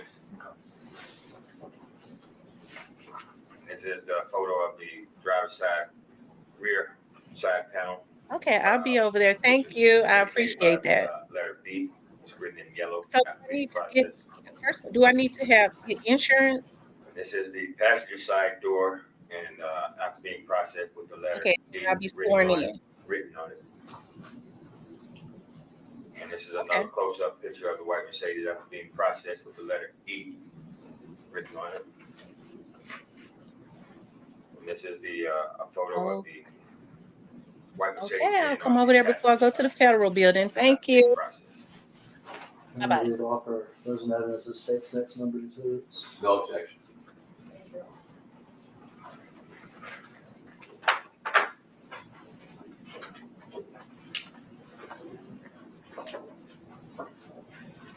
The first picture we have here has already previously been marked as exhibit number 9.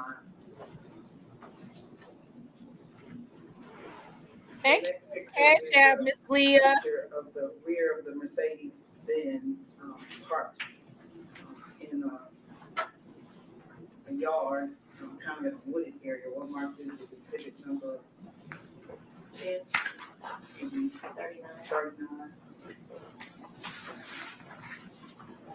Thank you, Angel. I got a habit of answering that phone and forgetting to put myself on mute.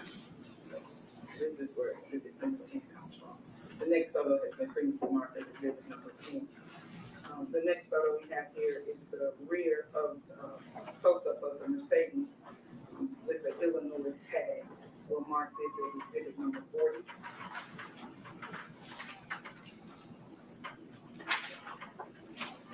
The next picture is a close-up of the driver's side of the white Mercedes in a yard. We'll mark this as exhibit number 41. Next picture is the picture of the inside taken from the outside of the white Mercedes, a picture of the Mississippi DeSoto County tag in the back seat. Exhibit number 42. The next picture is the white Mercedes and what's been described by the witness in the processing unit of the rear damage to the passenger side of white Mercedes. We'll mark this as exhibit number 3. The next picture, exhibit number 43, maybe. I think I said exhibit number 43. The next picture is kind of a close-up picture of the trunk area. The witness described it as after processing. It's labeled with the numbers yellow C, with the letter C. We'll mark that as exhibit number 44. The next exhibit is the picture of the Mississippi DeSoto tag. It's kind of close up. We'll mark that as exhibit number 45. The next exhibit is close up of 2 Illinois tags. We'll mark this as exhibit number 46. The next exhibit is a picture of the Mississippi DeSoto tag. It's up close. It also has right rear seat written on the bottom of it. We'll mark that as exhibit number 47.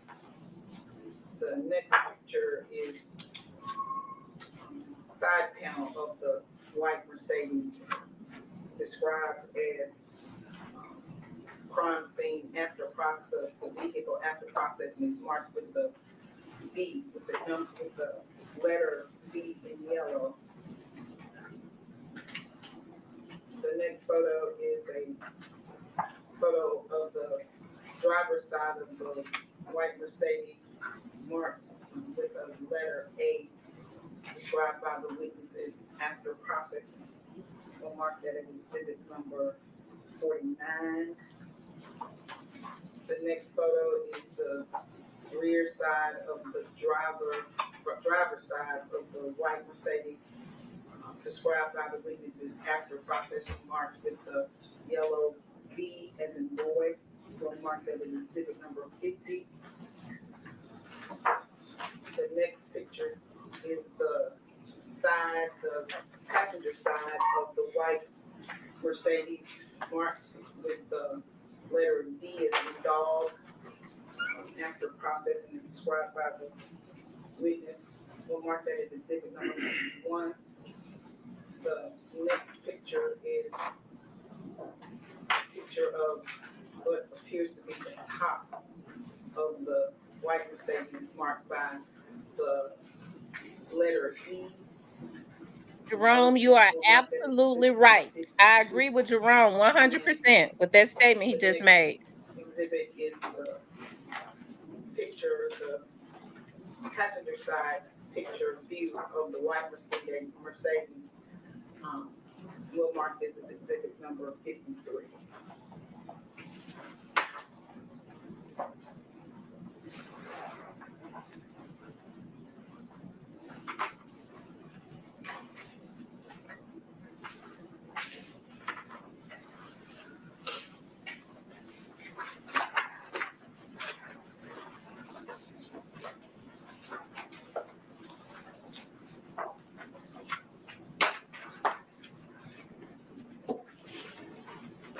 This is State's exhibit 9.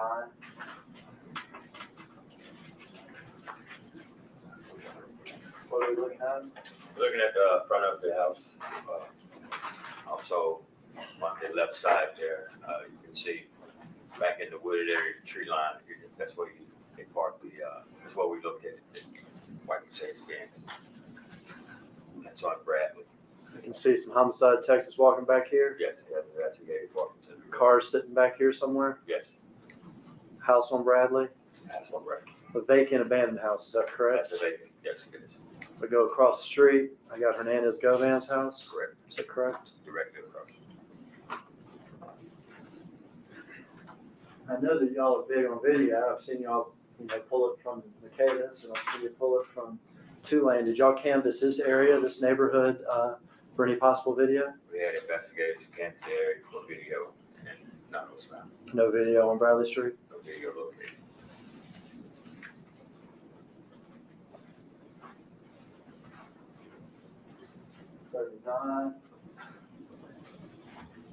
Again, you can see a couple of investigators, and you can see the rear of the white Mercedes Benz parked in the tree, in the bush back there.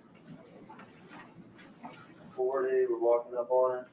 closer, $483,417. Mercedes with the Illinois tag, 41, driver's side. driver's side.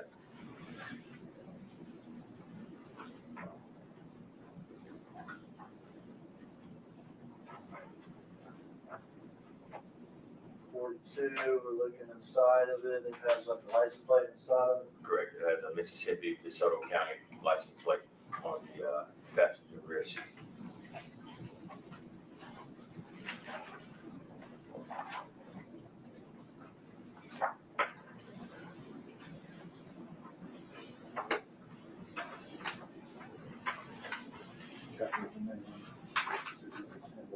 Now, it was another tag on the car seat. Exhibit 10.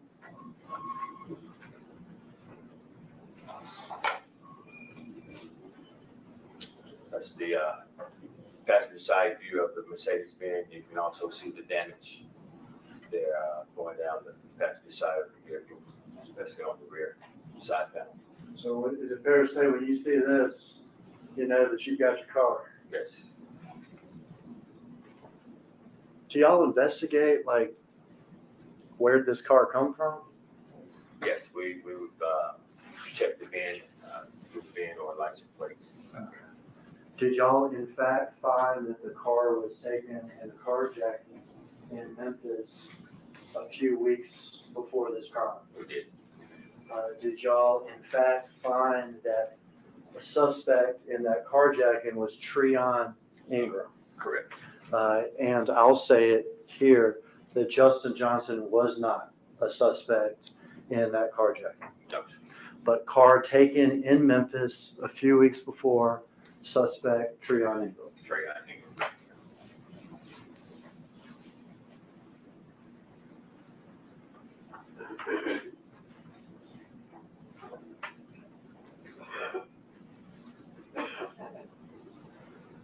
Car makes it to the tunnel. Correct. That's the tunnel. I call it tunnel because that's where y'all process cars, is that right? Correct. It's a crime scene investigator. That is 53, 43. In the tunnel, now we can see that damage real good. Yes. Damage to the passenger side, rear side panel.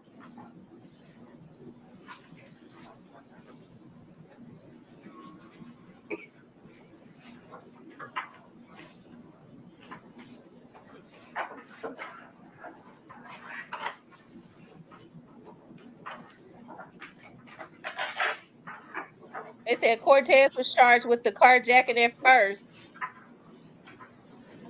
We did a series of photographs. Or I think you said it was processed, like fingerprint dust, stuff like that you're talking about? Yes. And Who did they just say car? Did they say Treon was the one stole the car? Yes. here we have back of the car B. Closer up on that. I'm going for the record. 48, 44, C, 51, D, 52, E.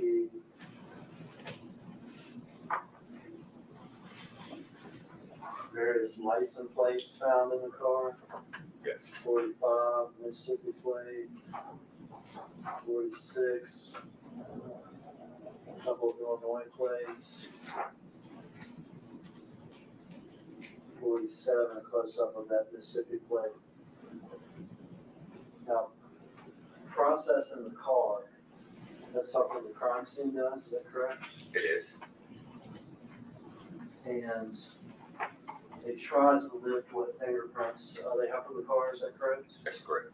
And then they try to compare those prints to any sort of known individuals that may be in the system or whatever it is that they have fingerprints for. It is. Is that correct? That's correct. And when you were you apprised that they were able to lift some prints from the car? Correct. That they were able to identify? Yes. All right. in particular, I want to ask you about these, okay? This is from the 2014 Mercedes. Prints lifted from the right rear quarter panel marked D. So we saw a picture of that, the back of the car Yes. outside. Outside. Were found to be the fingerprint impression belonging to Cornelius Smith. Yes. Does that become a name you're interested in? Come to name we're interested. Because we got his prints on the outside back of this car. Yes. Prints lifted from the outside left door marked A. I think that's the driver's side door. We saw a picture of it. Belong to Kiston Garner. Kiston Garner. Does that become a name that you're interested in? It does. More prints, this one from the trunk lid marked C, also belong to Kiston Gardner, is that correct? That's correct. And then we have some prints lifted from one of those tags, the Mississippi tag Yes. that we saw 2 pictures of. They also belong to Kiston Gardner. Yes. And then prints lifted from the rear quarter panel marked B and the outside left door marked A, and from a brochure, a bank brochure that was found in the car, all belong to Treon Ingram. Treon, correct. A name that you're interested in? Yes. All right, so at this point, we have found the murder car. Yes. We have found prints from that car that belong to Cornelius Smith, Yes. Okay. to Kiston Garner, Correct. and to Treon Ingram. Correct.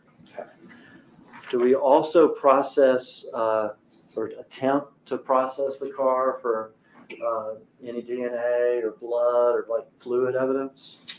That's some crime scene officers would attempt. Crime scene attempts to do that. Yes. And then if they're able to find anything or think they may have found something, would they send that then to TBI or anything like that? Yes, they would send it up to TBI. Okay. Are you aware that they found they were unable to find any DNA or blood or fluid or whatever evidence from inside the car? No, we wouldn't able to find it. From anybody? Did you become aware in the course of investigation that the car may have been cleaned? Yes, during the course of that investigation.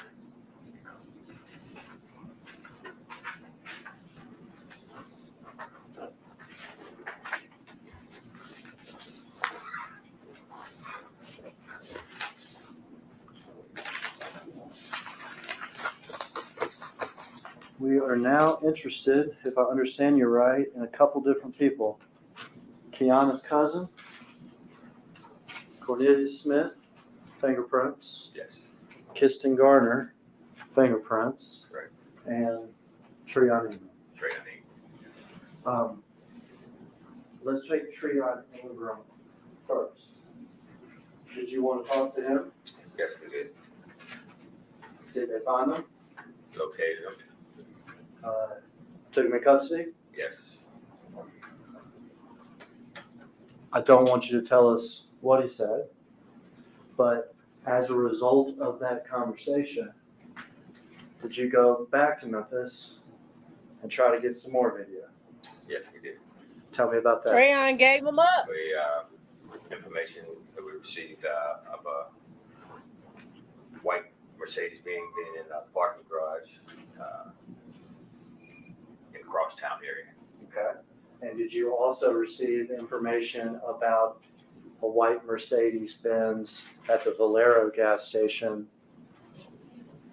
the morning of, night before, however you want to look at it, of the homicide itself? We did. Let's go in reverse order of what you wanted to go in. So let's start with the Valero. Okay. Did you go, after speaking with Treon Ingram, did y'all go to the Valero station, park in Highland, sort of the University of Memphis area, in Memphis? I did. Were you able to obtain video? We were able to obtain the. In that video, did y'all see the white Mercedes? We did. Did you see a couple of those people that we talked about fingerprints. Did you see Treon Ingram? Yes, Did you see Kristen Garner? yes, Did you see a car trade? we did. A little weird, Weird, yes, but you witnessed it on the video. we did. And what do we mean by car trade? You have individuals in one car that get out of that car and get into the other car that someone was in, and that person get out of that car and get into the white Mercedes. So before we watch this video, do we see a Infiniti pull up at the gas station? We do, And do we see the white Mercedes pull up at the gas station? we do, Do we see interaction between those two cars? yes, Do we see Mr. Ingram, Treon Ingram, go inside the gas station? inside the business, yes, Do we see that there's a person left inside the Infiniti we do. in the passenger side? Okay. Do we see Kristen Garner driving the white Mercedes? We do, Do we see him pumping gas in the white Mercedes? we do, Kristen is a man. Then do we see the two cars together pull around to the side of the business? we do, And an individual, we see Kristen get out of the car, is that correct? correct, And another individual get inside the white Mercedes. inside the white Mercedes. Valero video.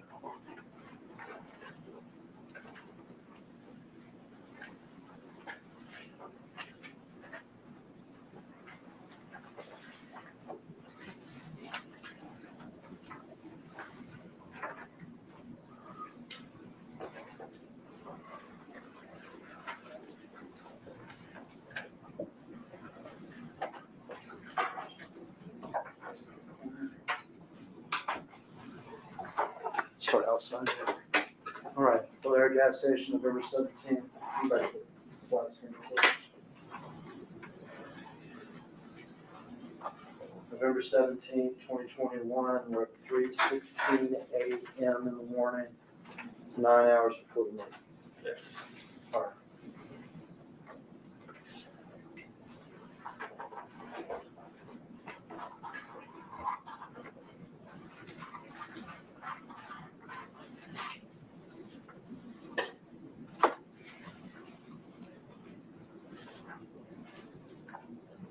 This car arrives, Yes, and then what is that? that's the white Mercedes. Pull it up to the top.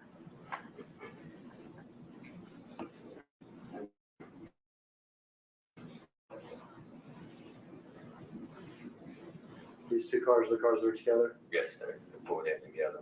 One went to one pump, one went to the white Mercedes, went to the other pump.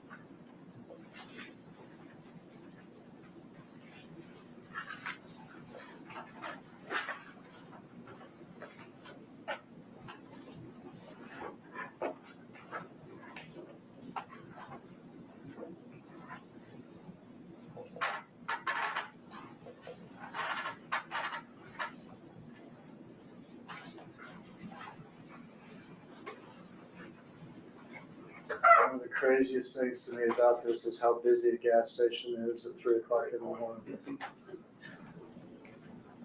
All right, now white door. Mercedes out there. Getting out and going to pump gas. Do we learn who this individual is? Learned that was Kristen Gardner.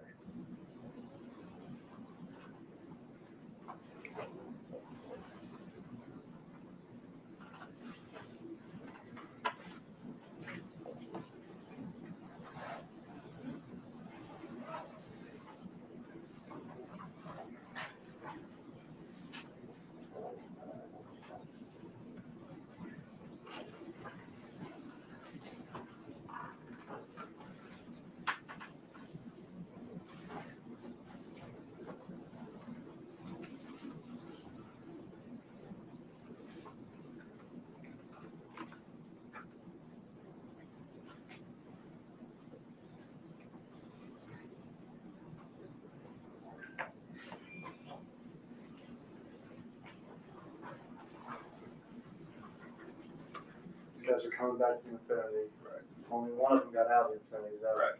It's hard to watch both cars at once. Driver gets back in driver's side. What's he doing? He's speaking to someone in the passenger in the car.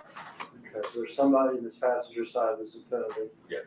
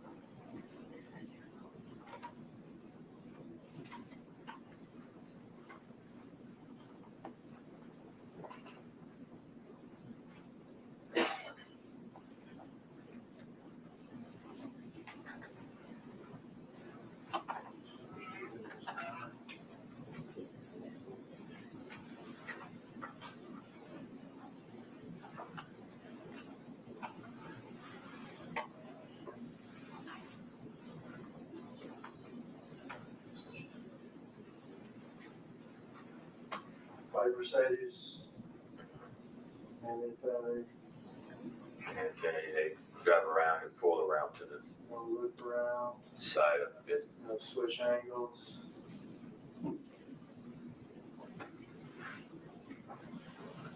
White Mercedes. Yes.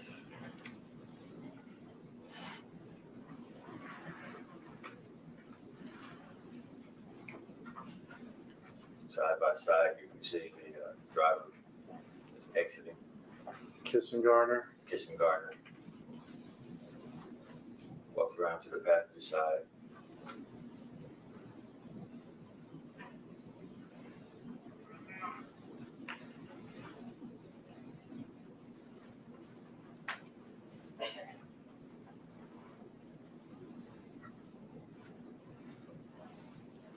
There you see an individual walk around and get into the Mercedes. Uh-huh. And impossible. You would agree with me that it's impossible to tell if that's Justin Johnson or not. Correct. Correct. But would you also agree with me? Different than what Kissing Gardner was wearing. Correct.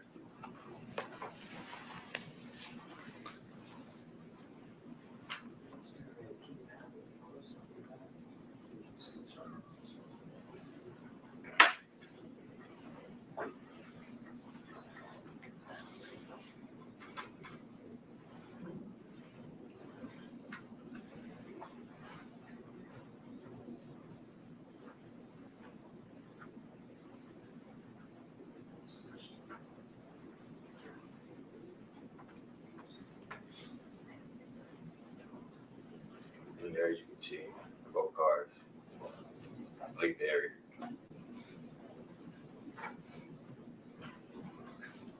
All right. And we also got video from inside. Is that correct? That's correct. And we were watching the passenger in that Infinity never got out. Is that correct? That we saw at the pump. Right. Never got out, only the driver. You see him getting ready to enter the business. And You the second gentleman in it. there. Yes. And do you know who that person is, kind of with the fatter face? That would be Trayon Ingram. That's Treon Ingram. Trayon. We can stop it there. So what we watched was an Infinity arrive at the gas station Yes. with Mr. Ingram driving Ingram driving. and Mr. Ingram exiting and going inside the store. Yes. That there was a front seat passenger of the Infinity who we did not get to see on camera at the pump. Right. The white Mercedes arriving, Correct. Mr. Gardner pumping gas, Yes. both the cars swing around to the other area. Yes. And then from the distance, video the driver of the Mercedes getting out and a different person getting in. Different person with different clothes. Yes.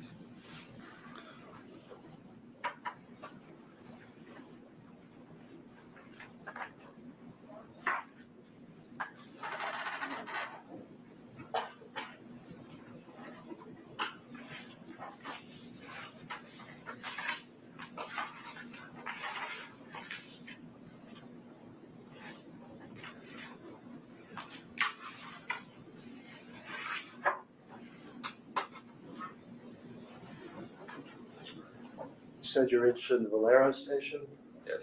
and then you said you're also, after going down to Mississippi and meeting with Mr. Ingram, interested in Crosstown. Crosstown, correct. What is Crosstown? It's a apartment, kind of everything. It used to be the old Sears building, apartment store, Big old building. big building. Has restaurants, storefronts, also apartments.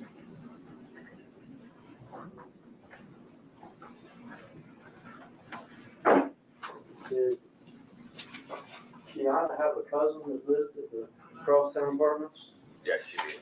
I guess at the time, one that was living at the Crosstown apartments. Yeah.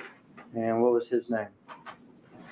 His name was Justin Johnson. Justin Johnson. Did y'all obtain video from the Crosstown apartments? Yes, we did. Video from the day before the homicide, 11/16, Yes. the morning of the homicide, Yes. and then the evening after the homicide. Yes. In those videos, will we see Justin Johnson? Yes, we will. Will we see him wearing clothing like the shooter? We did.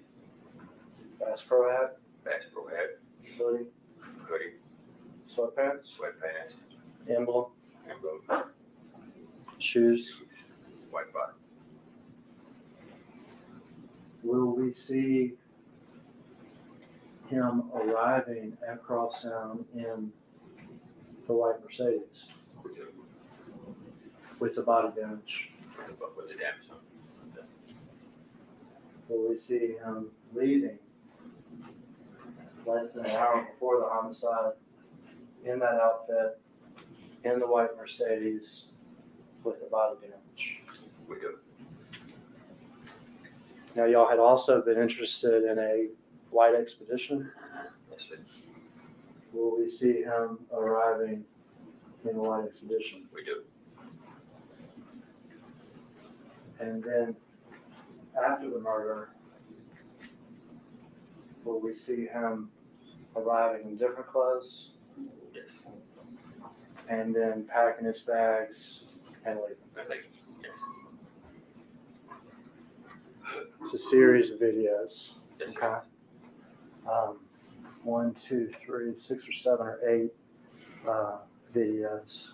It's also a series of still shots. If anybody needs a break, maybe now would be the time. This will be a good time. Yeah. Let's take a brief break, ladies, and come down and discuss what you've heard, any testimony, just so it's kind of refreshing. Let's take a 15-minute break. What stands in recess?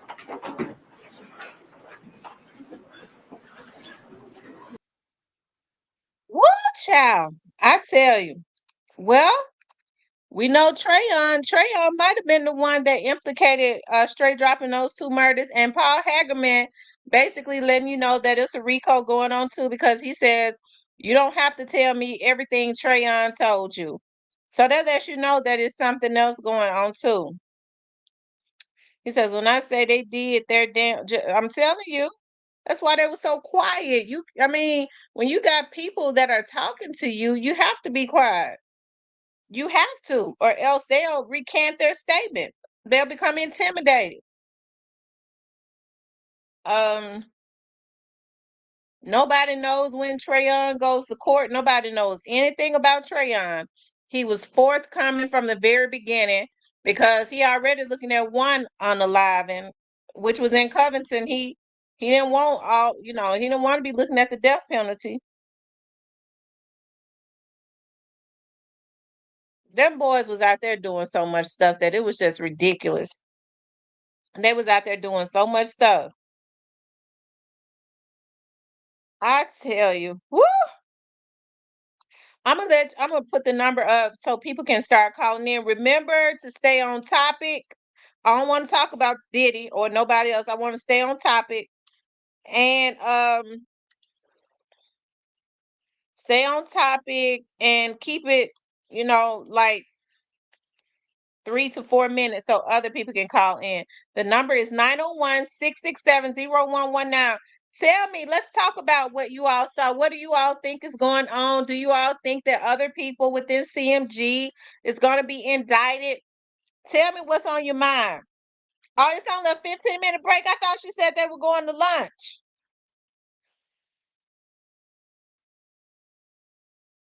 Oh, I thought she said that was going, because remember yesterday they went to lunch early because Mia J and them started breaking down in the courtroom when they showing that after they showing that video and they started putting up that stuff. It says they called Corn name yesterday because we did not see no face. Cornbread asked for them not to, y'all don't call in. It's only 15 minutes. I thought I thought they was going to lunch break, but I do see Hagerman is still pacing in the courtroom, so I don't know. Um, let's see. Justin really is a handsome young man. They need to let him go. It wasn't his fault. He was offered fortunes. Please, this is so. Now, Justin, he is a handsome young man, but he gotta pay for what he did, love. Mike says, I'm confused about the car. It sounds like to me they were saying that it was a Mercedes Benz that was parked down there at Stray Drop's house, which was the crosstown. Didn't it? It was like it sounded like to me they came across 2 or 3 different Mercedes Benz, but I don't know.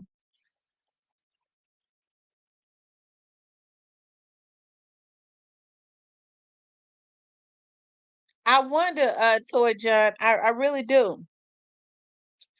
The DA left no crumbs. That's because the DA had the federal government helping them.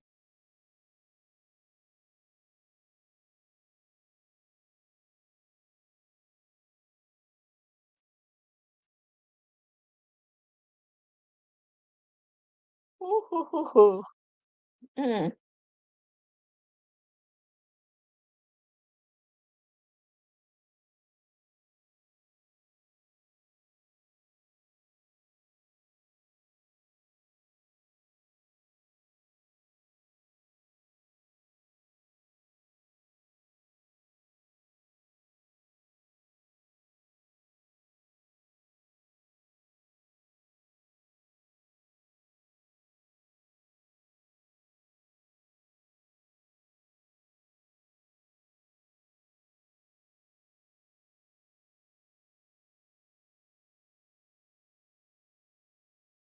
I tell you, I'm looking on Instagram.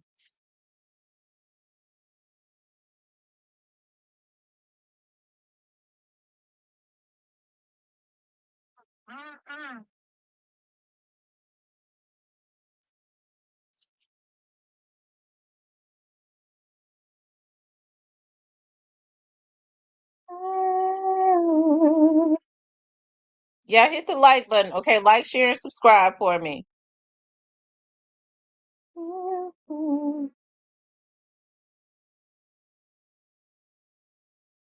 They said 15 minutes. That mean they'll be right back.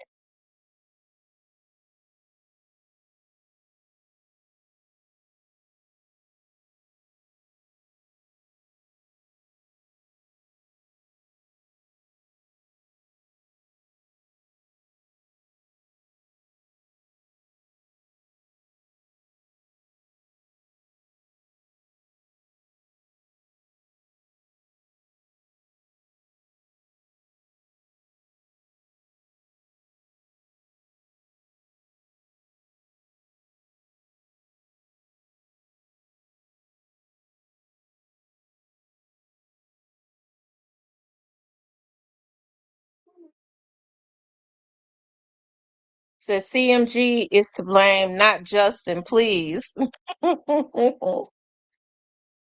I blame them too, but Justin made the wrong decisions in hopes of fame, and it ruined his life. He helped to ruin his own life.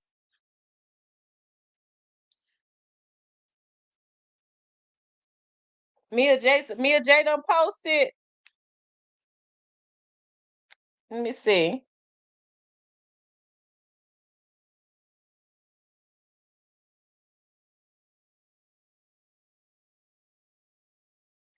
don't see where she posted.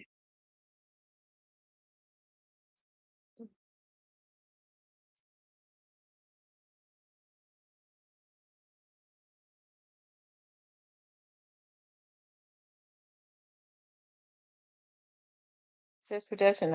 I wonder if the insurance man will be testifying in the trial or recall. Justin is so misguided. I literally see my boyfriend in him. Stop. I cried when I saw him come in court looking up.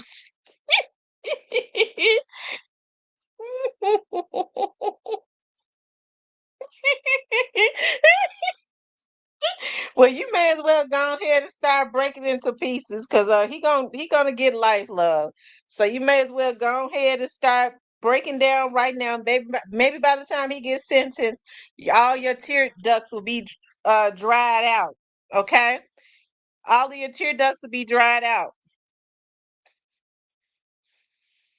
Hey, this is Tamara.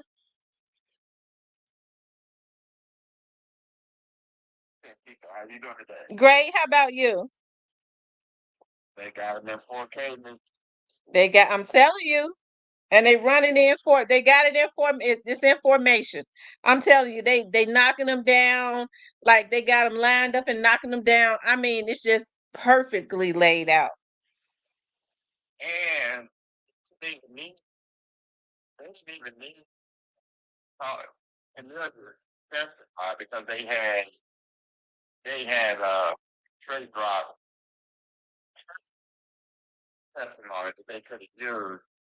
So what they said in that community for is illegal. Mm-hmm.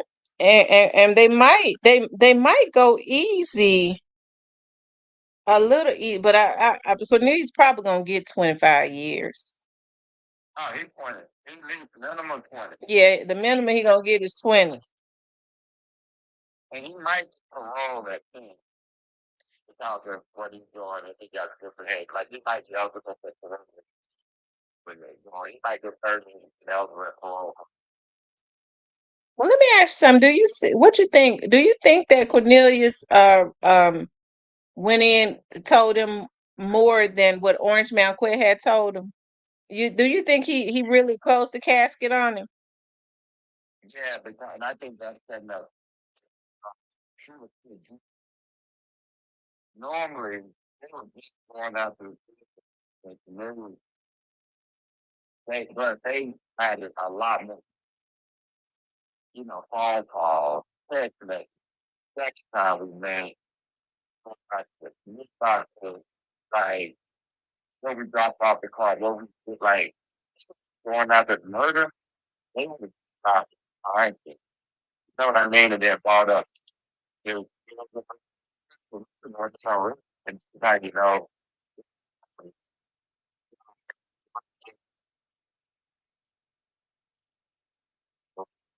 Yeah, absolutely.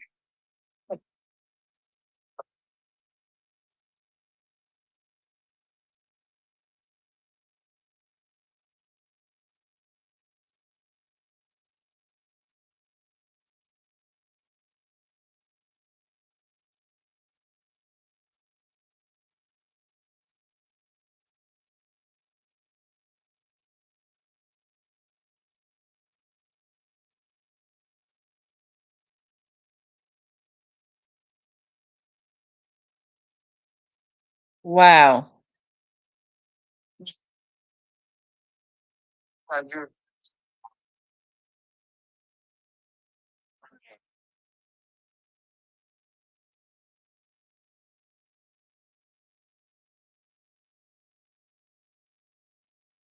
you Grand jury. They're gonna get a grand jury indictment.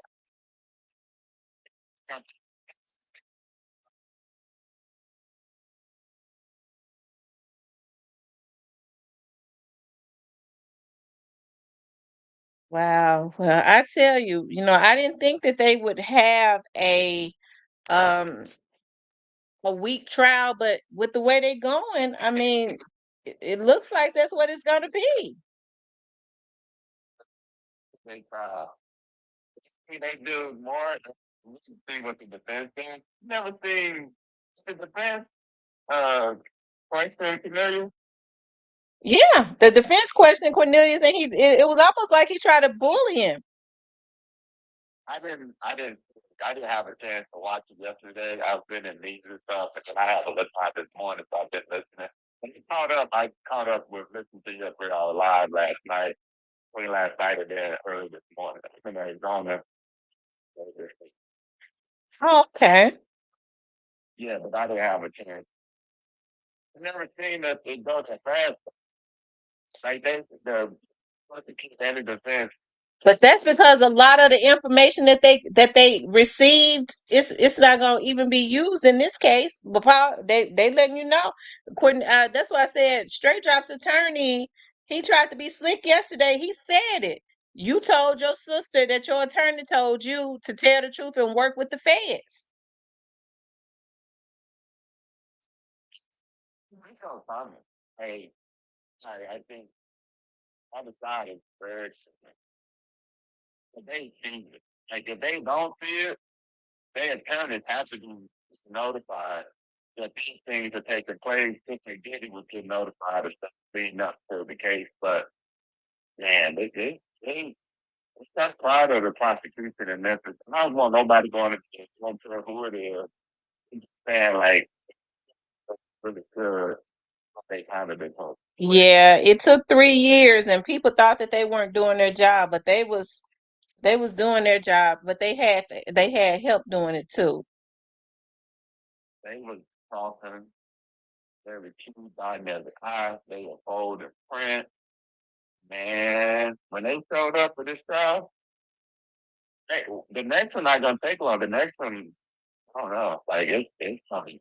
But I think hopefully the young people would kind of see like the life is over. Like I mean, he said it. He was like, "This is ain't we ain't in the eight. Like they can't do these things. They think he's gonna get away with it."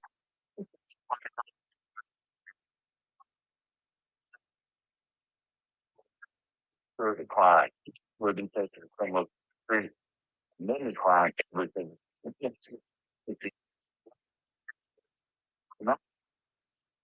Yeah, they still got it on mute, gray face. They get ready to bring Straight Drop back in. All right, hon. Thank you for calling. All right, bye bye. Yeah, they get ready to bring when they bring Straight Drop back in. They going to I guess they have to let him go out to get him some water or some or throw up or whatever, because Trayon Ingram would know about them murders and stuff. So Trayon might have been the one that told on him, because they just looked at Cornelius as the neighborhood crackhead.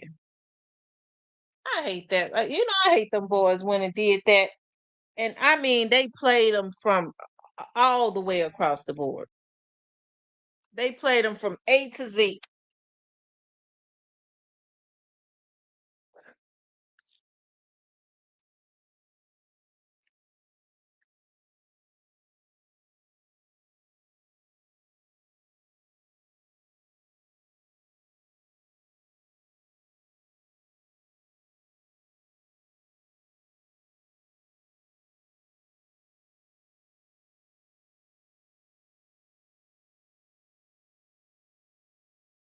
He be constantly writing letters here. He putting so many letters up there. He must be telling his attorney. He must be telling his attorney, listen, I told you I want to plead out.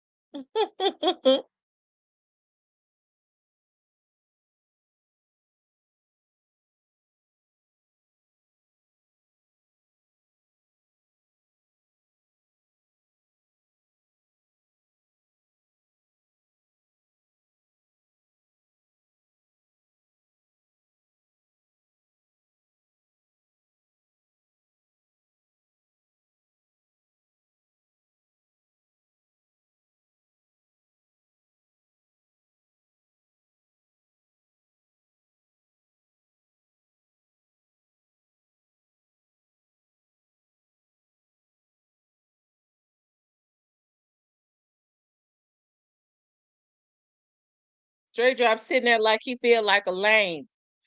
Like these niggas played me.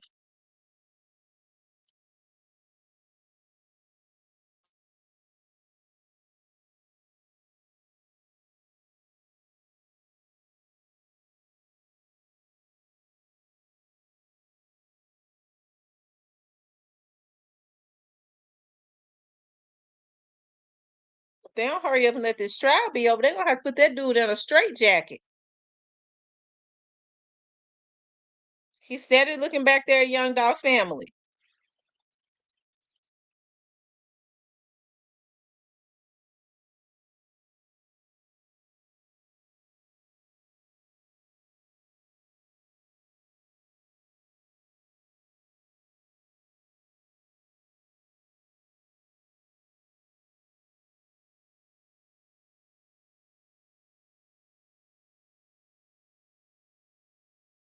What did Straight Drop say to Jay Fizzle's song? What did he say? Don't free me.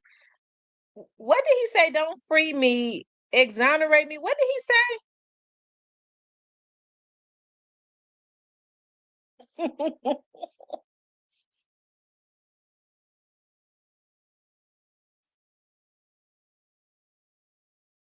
Now look at how the prosecutor and the defense, they friends. Look at how they've been laughing and joking with each other.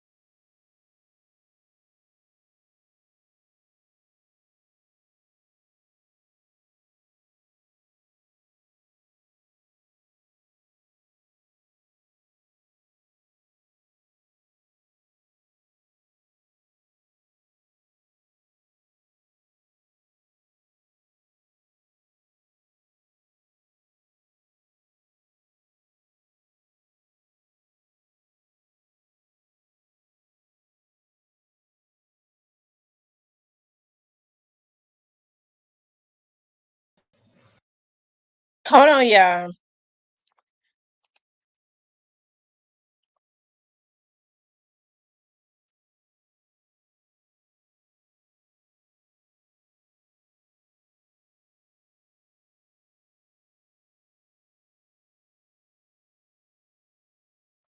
Hey, listen.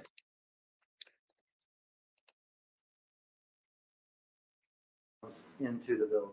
Yes. Okay. And we see somebody here, gray sweatpants, black hoodie, and continue to watch.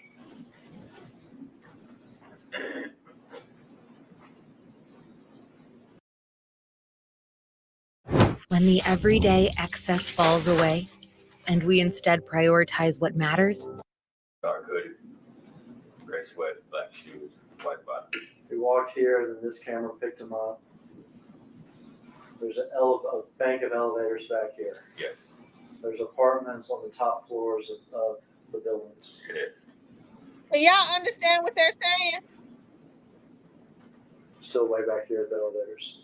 Yes.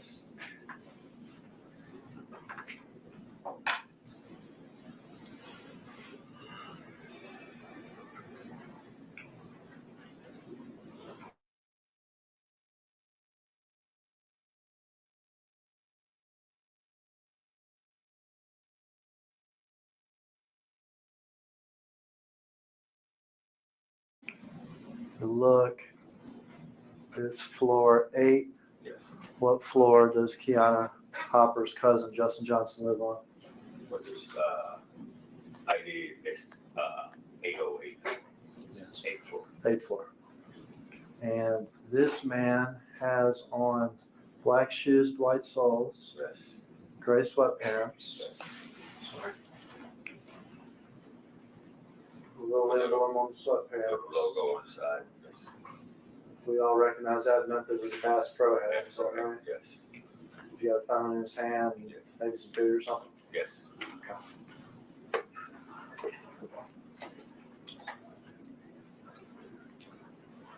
All right.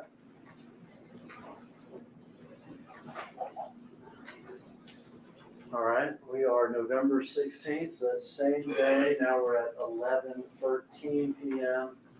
Countdown from the murder. We're 13 hours and 10 minutes before the murder.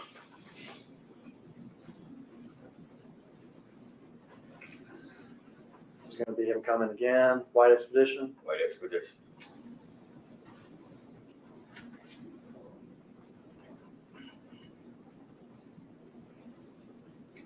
Now we can see that parking garage better.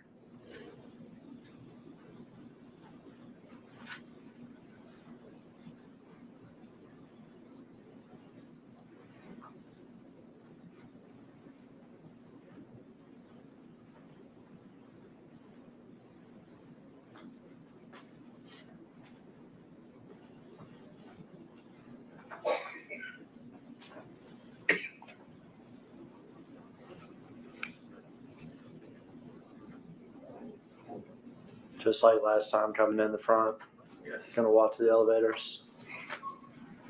And obviously between last time, which is a few hours before this, and this time, he has left and come back. Come back. Yes.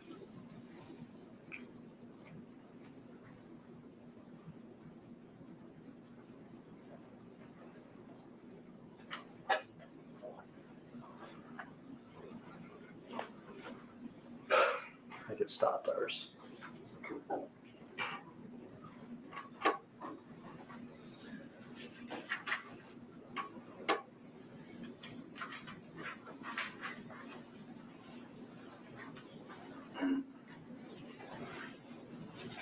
It was still playing on our laptop, but it wasn't playing on the video, so we'll have to try to on and off with the kickers. On and off appears to be working.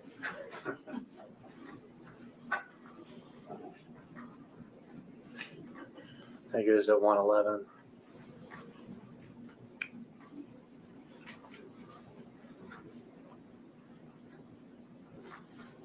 There we go. Walk into the back of the elevators. Yes.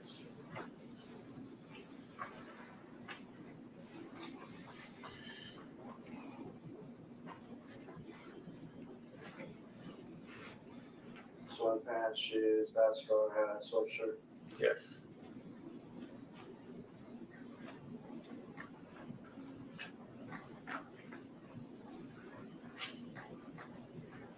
The last one we saw was from 11 at night, November 16th. Now we've passed midnight, and so technically we're on the day of the murder. Correct. And we're at 2:41 Hey, a.m. Is that correct? that's correct.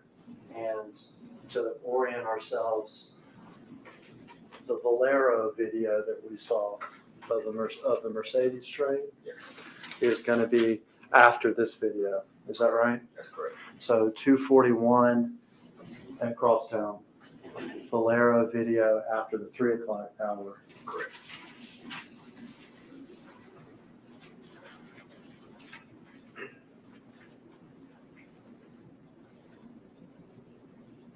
Shoes, sweatpants, hoodie. This was right before the murder, wasn't it?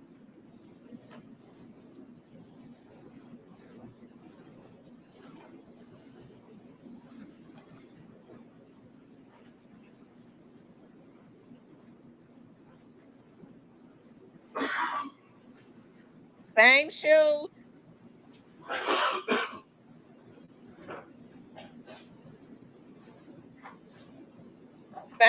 Same shoes.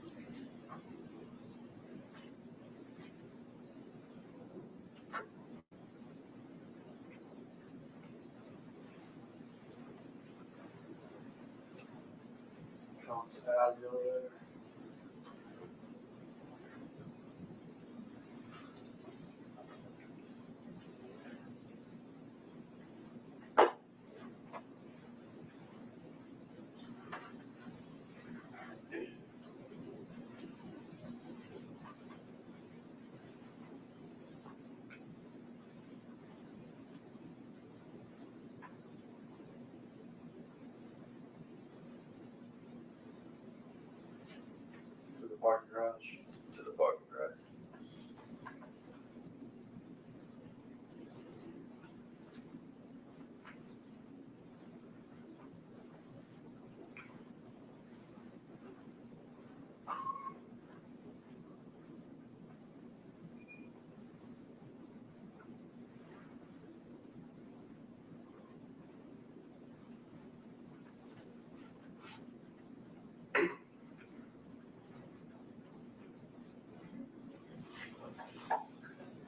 To the White Expedition.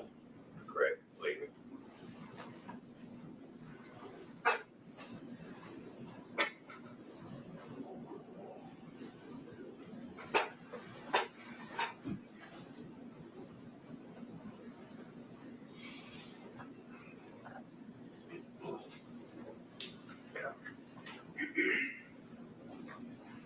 So it's leaving the building at 241. Whatever happens at Valero happens in about 30 minutes or something. And now to the next video. We are November 17th. Well, now we're at 4:48. So leaving the building at 2:41. Valero happens after the 3 o'clock hour. Correct. And now back to the building at 4:48. Correct. We are 7 hours to homicide time.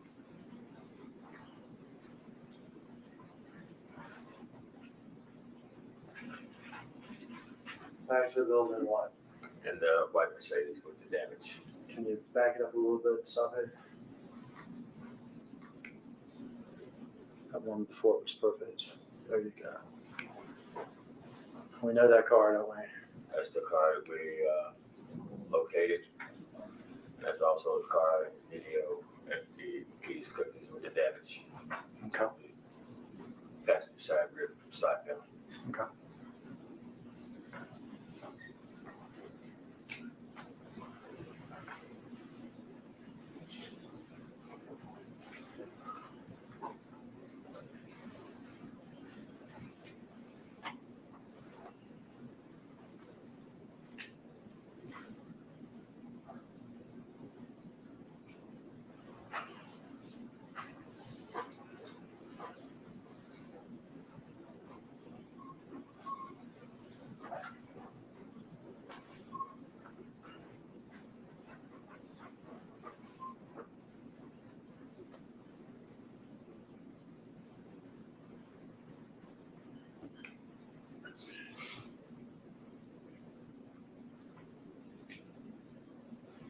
Let's come back in the white Mercedes, but also we'll see closer.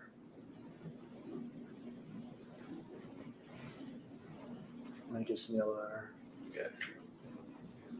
Carry something.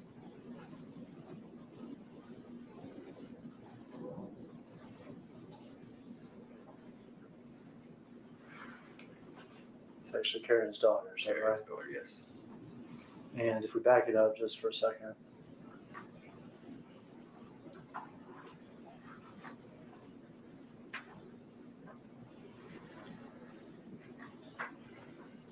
Okay.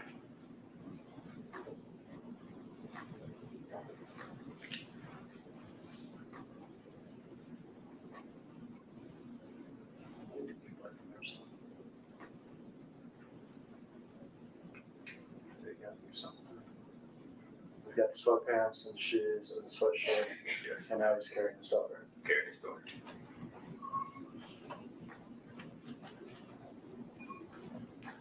And now, November 17th, murder day, 11:51 a.m. Only 32 minutes away from the murder of the kids. Yes.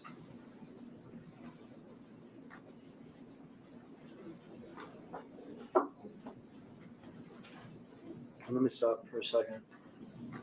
These people aren't from Memphis. Would it be fair to say it takes 10 minutes to get from the Crosstown building to McKay's Cookies? Possibly 10, 15 minutes. 15, 15.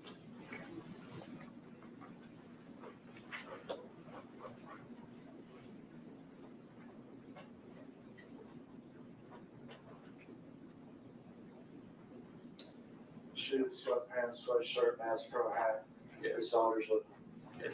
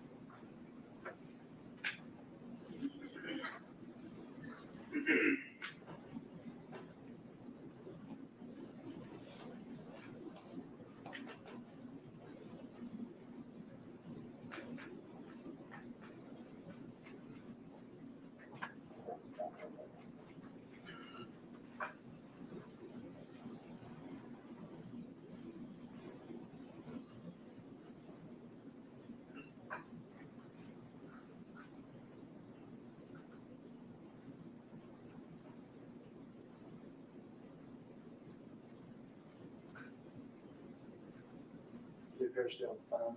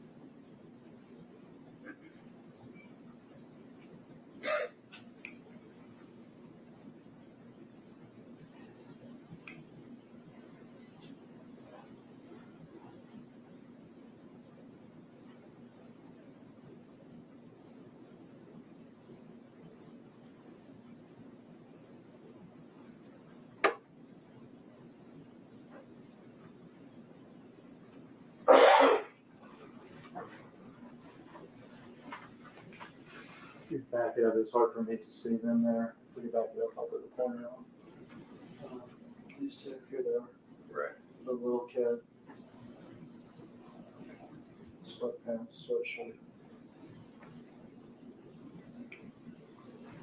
Now they're going in the garage.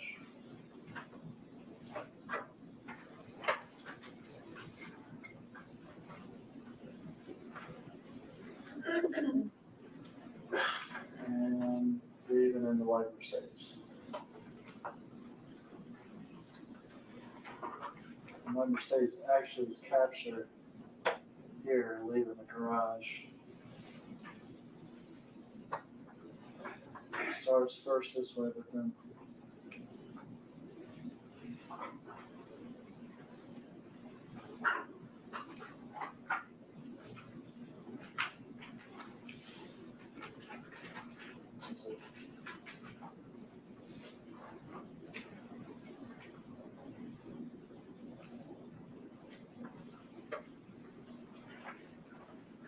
white Mercedes leaving the Crosstown building 37 minutes before the homicide.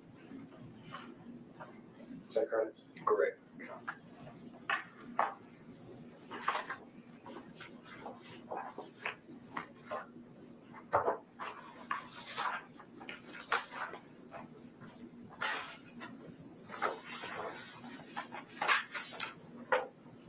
From these videos, y'all developed a couple of, Just found this unbelievable sequin dress on eBay from a seller who's probably a Vegas showgirl. Then I was craving.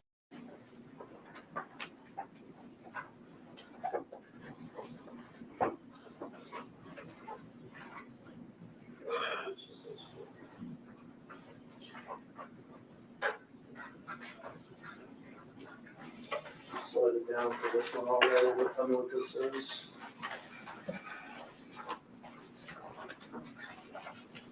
This is a photo of Mercedes-Benz with the damage to the battery. Thank you. I would enter that into evidence. The state's next on the exhibit now. No objection. This is a picture of the white Mercedes-Benz with the damage to the rear passenger side. You'll mark this as exhibit number 54.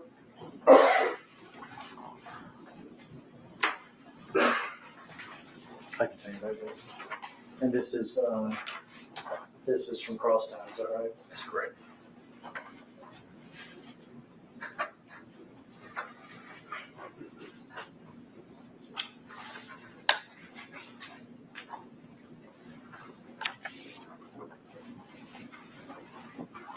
What is this? This is a still image of Crosstown video of the white Ford Expedition. We offer that in evidence. The state's next on the exhibit. No objection. This is a picture of the back of a white Ford Expedition. We'll mark this as exhibit number 55.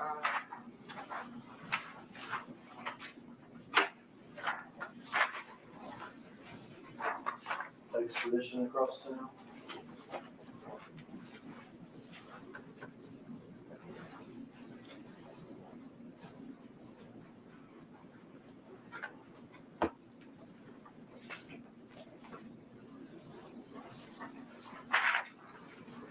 Next picture. This is a photo of Justin Johnson on the elevator in the Crosstown concourse. He has the Bass Pro hat on, the black hoodie with sweats with the logo, the black shoes, the white soles. And also see a distinctive tattoo on his hand. And does he in fact have those tattoos on his hands? Yes. We offer that in evidence. The state's next on the exhibit. No objection. Thank you. This is a picture of Justin Johnson on an elevator with a cup and bag in his hand with black hoodie, gray sweatpants, black shoes with white on the top with some sort of tattoo on his feet. We'll mark this exhibit number 56.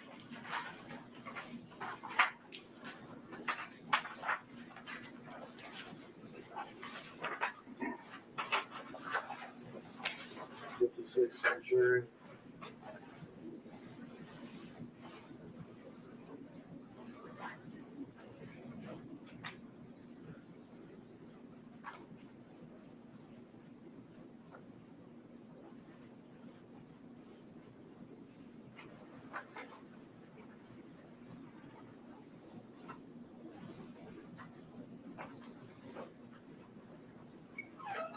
I know I asked you, but this is in fact a tattoo that he has to his hand, saying Justin Johnson. Yes.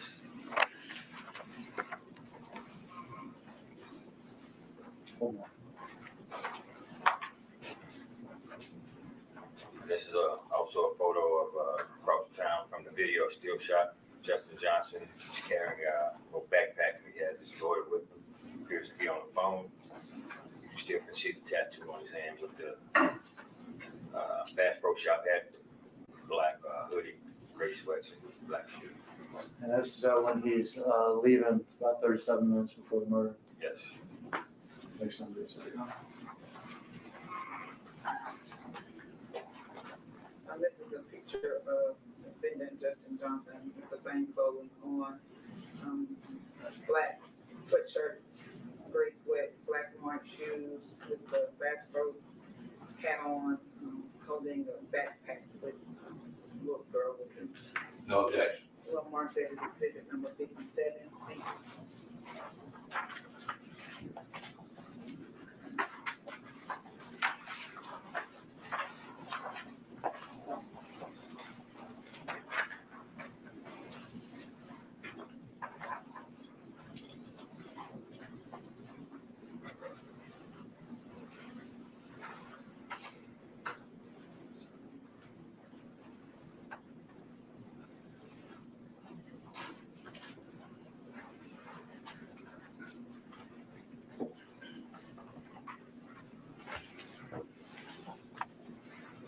Almost done with you up there. All right. Okay. You had mentioned something earlier that I wanted people to see, not so much on that screen where it's blurry, but better in the still shots. Okay.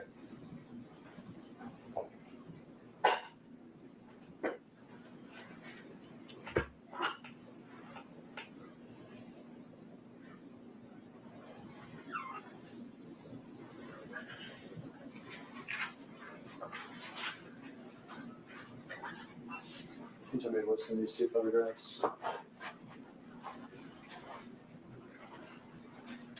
There's a photo at Makita's cookie shop on Airways where you have two suspects running away back to the white Mercedes. You can also see suspect in the dark hoodie, black hoodie with the gray sweats and black shoes. But you can also see how his pants are sagging and blue underwear showing. You had mentioned when we watched the Haven Court two-lane videos about seeing the Bass Pro suspects underwear, is that right? Correct. And it having a blue look to it? Yes. And you mentioned about the saggy pants. Yes. And can you see both of those things from the still shots from the murder video? You can see both. Or this collective exhibit? No objection. All right. Got two still photos. The first one is of two suspects with weapons running away from what's been described as Makita's cookie shop towards a white Mercedes. One of the suspects' pants is sagging. The second photo is more apparent photo of the pants sagging with the blue underwear. Same two suspects running away. We'll mark that as a collected exhibit 58.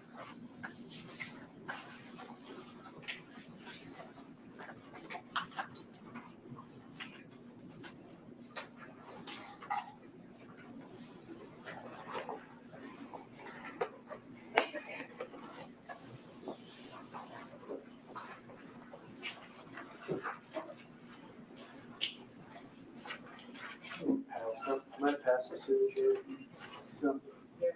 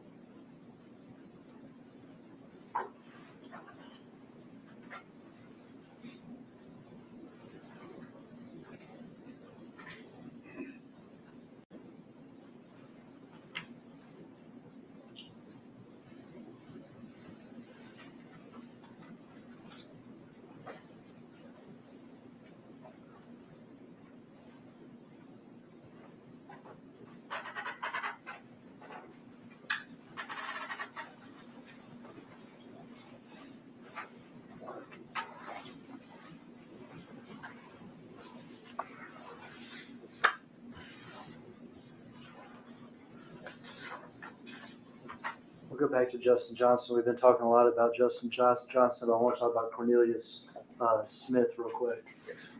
His fingerprints were found on light Mercedes. It were. Did y'all become interested in Mr. Smith? We did.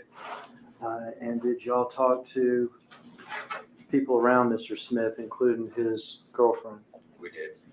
Did you locate any pictures of Mr. Smith in which he was wearing clothing that the assault rifle shooter was wearing at the time of the murder? We did. Let me pass you this. Got this. Discover. Let me pass you this.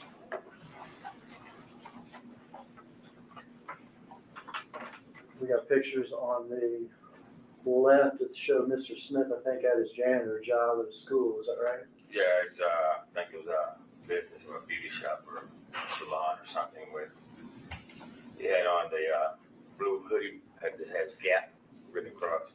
Blue Gap hoodie, and then to the right are pictures, still shots from the shooting video. Correct. And with the assault rifle, and you can see that same Gap hoodie. Same Gap hoodie. All right, we mark that as state's next number exhibit. No objection.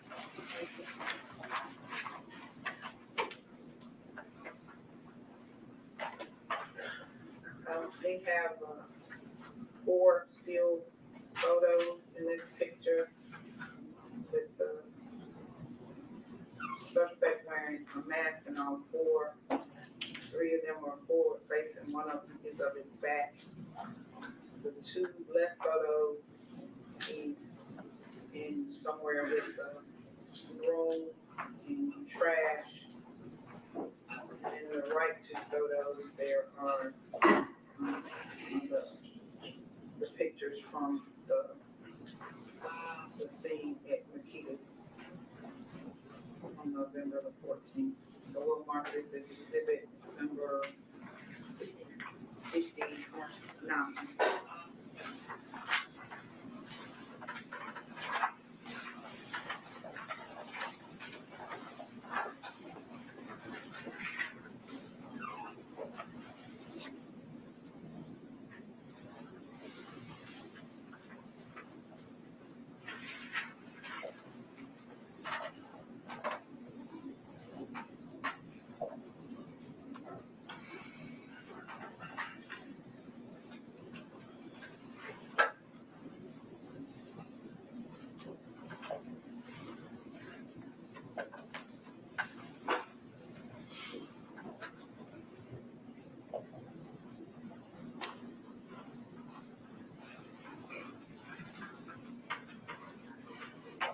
Cornelius's fingerprints on the car.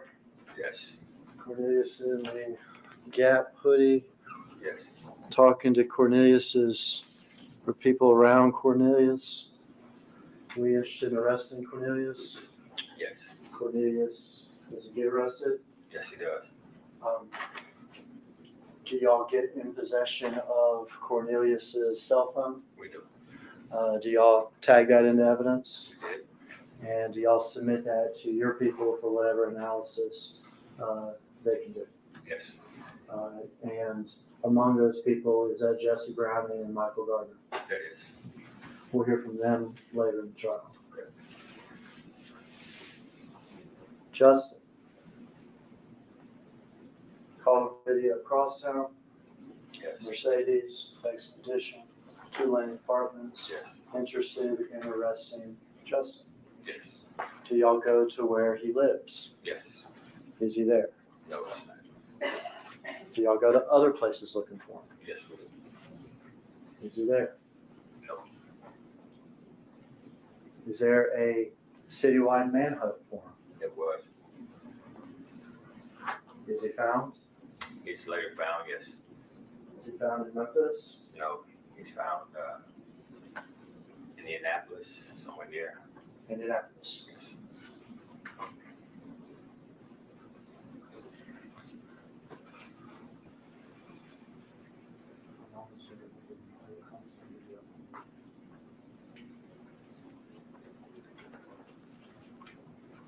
Y'all also interested in Justin Johnson's phone? We were. You're interested in the phone he had with him at the time of the murder? Yes. Was that found with him or with somebody else? That was, I believe that was found with someone else. Okay, in fact, was it found with his brother, Jamarcus? Marcus, yes, Johnson. And did y'all talk to Jamarcus? We did. And did Jamarcus turn that phone over to y'all? We did.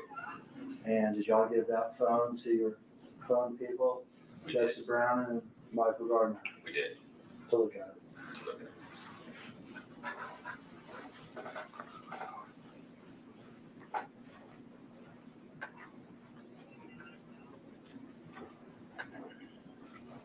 I forgot to ask you about one Crosstown video. Okay, so this is out of order, but asking the questions about Mr. Johnson leaving town, it reminded me. Okay. November 17th, 7 hours after the murder.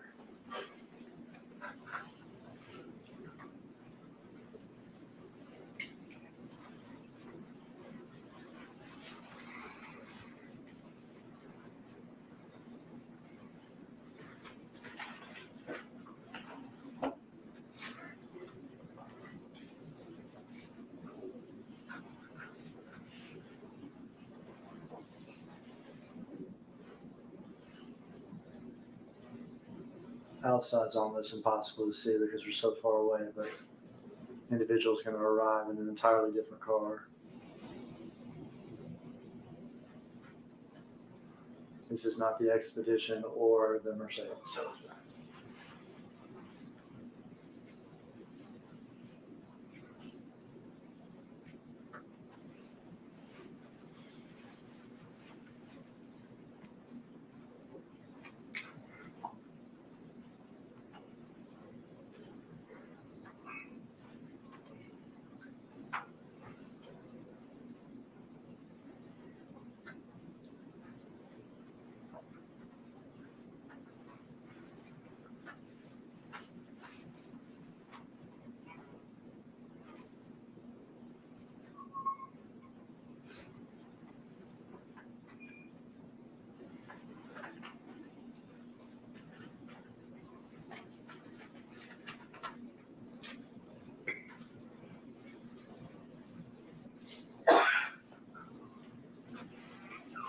This is that middle ground between the parking garage and the building.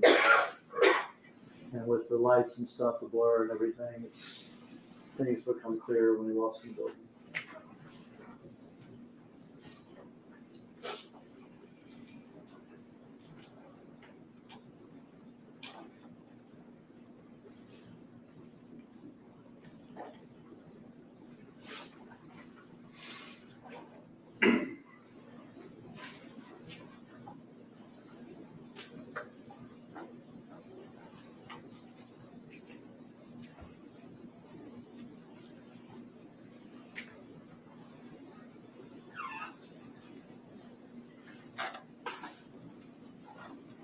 I'm in the yellow hoodie now, right? yellow hoodie, correct.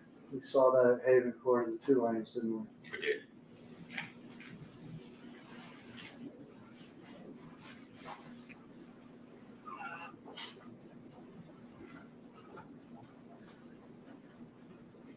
I don't know if you could tell from that video or if it will show, but no longer in the shoes, is that correct?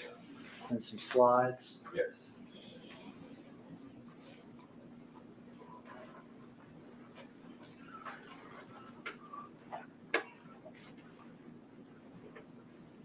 It was 7 hours after the murder.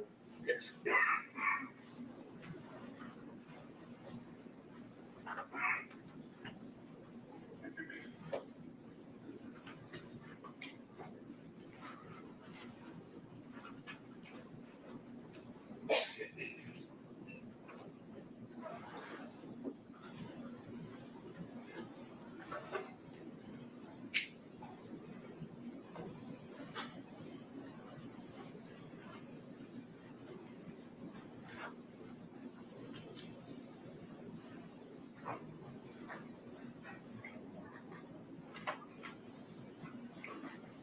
And now we're at 8 p.m., approximately 8 hours after the murder.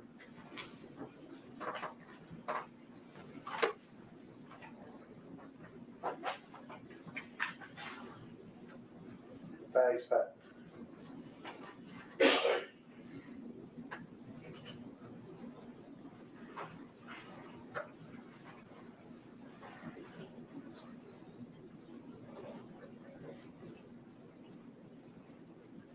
Okay, y'all, what was this after or before the murder?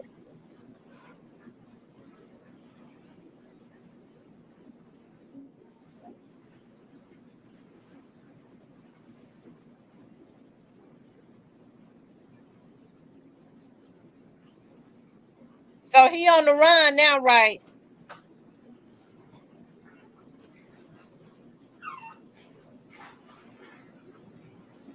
Also, he went on the run right after he did it.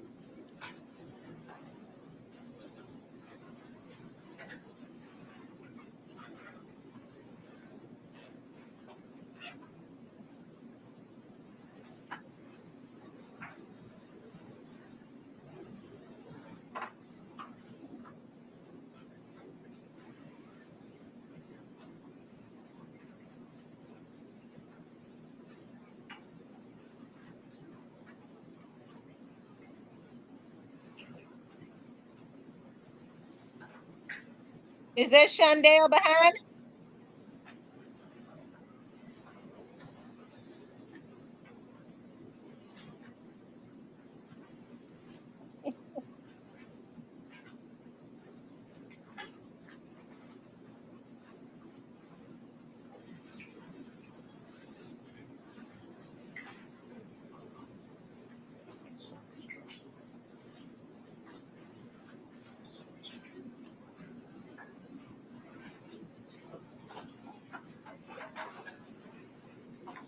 Dolph's or wherever.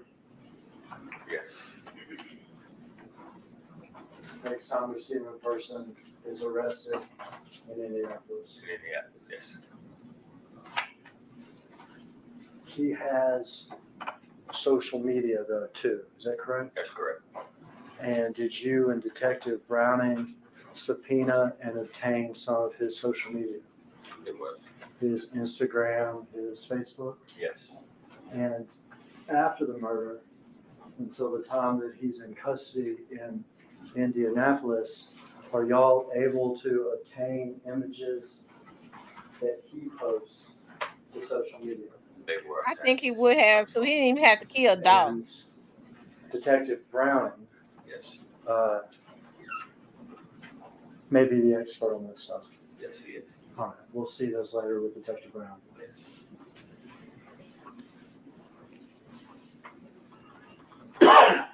I think he would have got in the rap game Were there anyways. He weapons didn't ever have to found? kill Dolph. He sure didn't. Big Jook. His name came up in this, is that correct? That's correct. I think someone has testified to this already, but Big Jook is now deceased, is that correct? That's correct. If he had not been wilding out, young Dolph would have gave him a chance. Hernandez Govan, It's another name came up in the investigation. arrested and charged. Yes.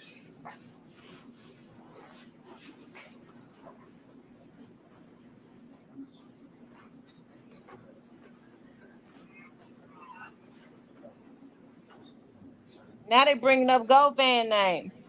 That's all my questions, Judge. All right. Ladies and gentlemen, it's lunchtime. Fire protection will be with us after lunch. So enjoy your lunch. Leave all your notes here. Don't talk about this case. Refresh yourself. I'll see you back at 1:45.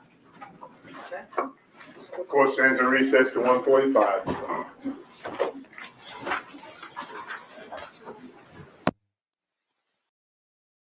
Okay, they said recess until 1:45. Whew. You guys. This was incredible police work, but those guys were stupid. Straight Drop needs to stop this trial and just plead guilty. The evidence is overwhelming. Yeah, I don't know what Straight Drop and them were thinking about. He immediately went on the run and he didn't think that they was gonna, I guess he thought that they had got away totally free. They made him think, hold on.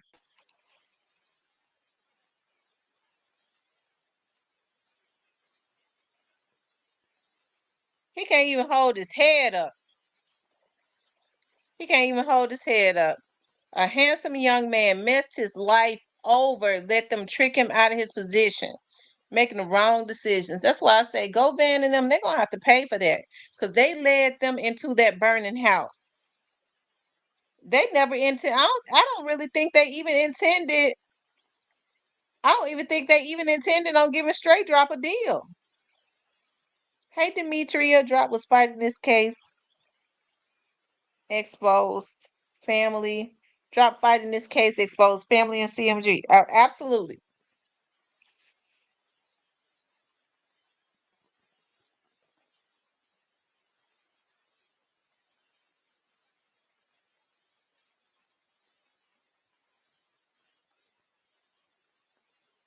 Cornelius they might looked at Cornelius as a crackhead, but seemed like he got more, ended up having more sense than all of them. He said since Govan gonna go and tell what he wanted to tell, he gonna go tell. He went and told it all.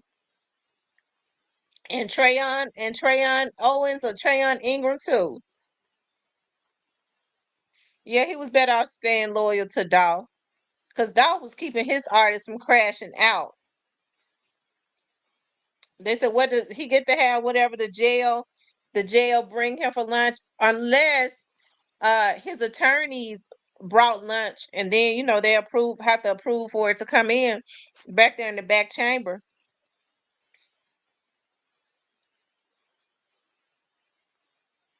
He didn't have to do all that. He didn't have to do all that.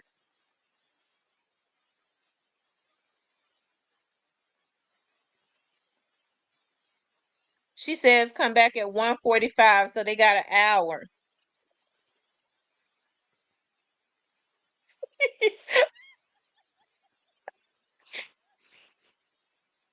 Okay, Corey. I don't mean no harm to the peel heads. I'm sorry. I don't mean no harm. I don't mean to offend nobody that's on pills.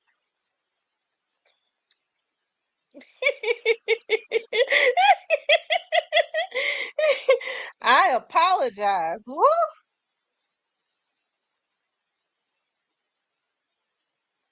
Um, Sherelle says, I noticed he kept looking behind him. Who do? Okay, I think that his mom and them are in there, and I know Dolph's family is in there, Mia and all of them.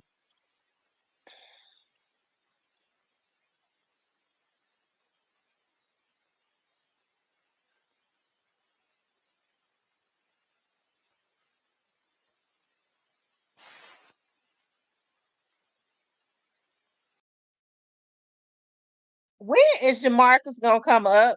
Because they said for Jamarcus to be there at 9:30. They brought Dabney up. I'm gonna tell y'all something, y'all. Dabney looks completely, totally different. But it has been a long time since I saw him. Dabney and I used to work in felony response together. So I called one of my friends. It was like, I see you got the. I'm gonna tell y'all how Dabney was. Dabney was military. He was super cool. He would sit up there. He would sit up there with us. I think they had Dabney during that time. I think Dabney had gotten into some trouble.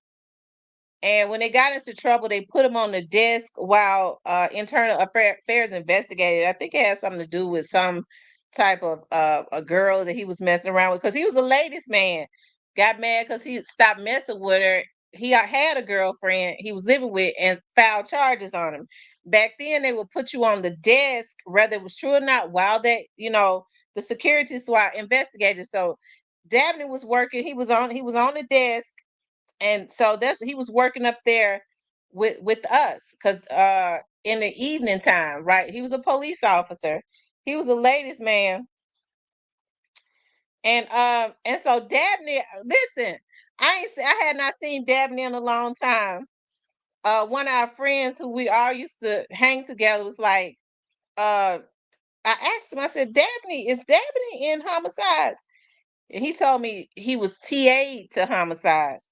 But anyways, I called him when I heard Dabney's voice, because he's lost weight. He wasn't fat. He was always thick. He was real hood. Dabney was real hood. Okay, he was a gentleman, but he was real hood. You know, he came straight up out of Castelia from out of, I believe, Monteris or somewhere. And so he said, and he talked about how he grew up in the projects, right? I said, it looks like Dabney, but I don't know if it's him. I said, go look at it. He said, if it's Terrence, it's him. I said, I know his name was Terrence, it's Terrence Dabney, but when he talked, he sounded like a white man. He said, that's him. They train them to um he says that when they go when they have him to talk, he have to talk professional like that. I holler because he always had a raspy hood voice. Raspy and hood. Hold on. But he did good though. I like that. And he was always super cool.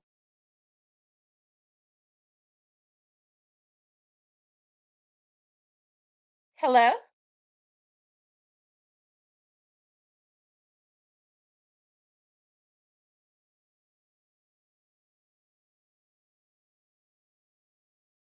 Okay.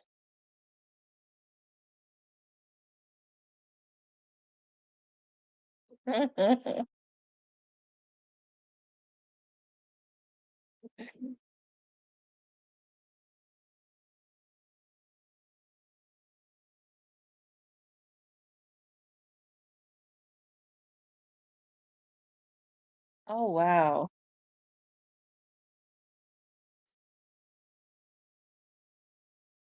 Okay. So I know we had talked about Nashville.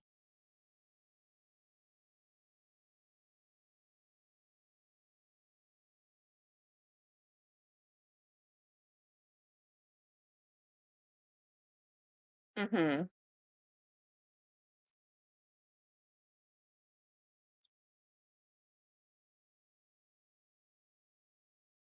I could arrange to make that happen.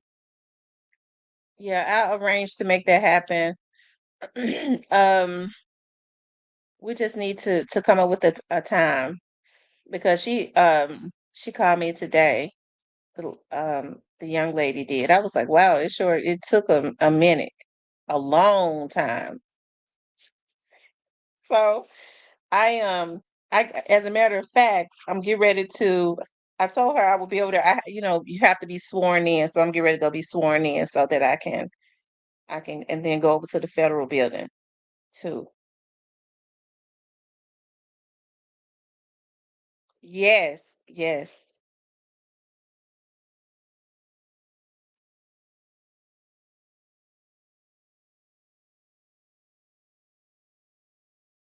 Okay.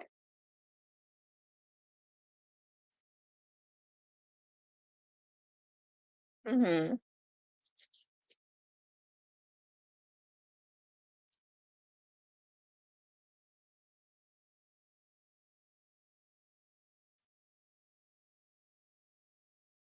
Right. Hmm.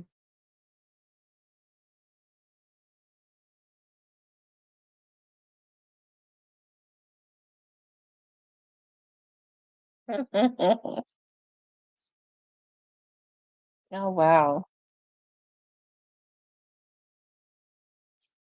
So do you have a lot of people that's interested?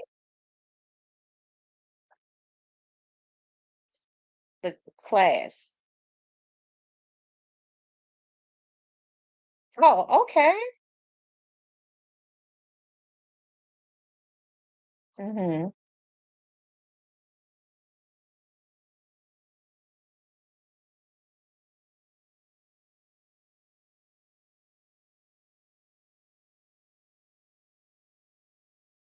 Mhm.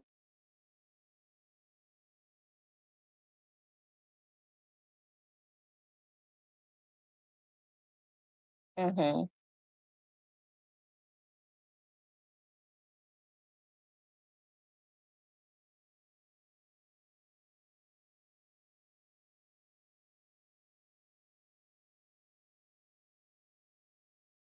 Right.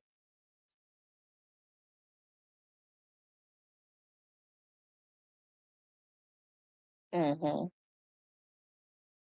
Well, what I'll do is, what month you think would be good?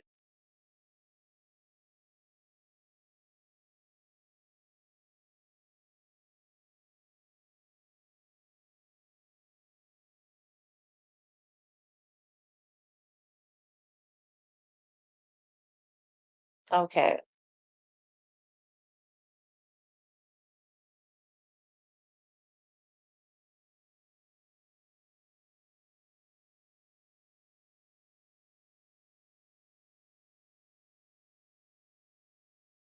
Mhm.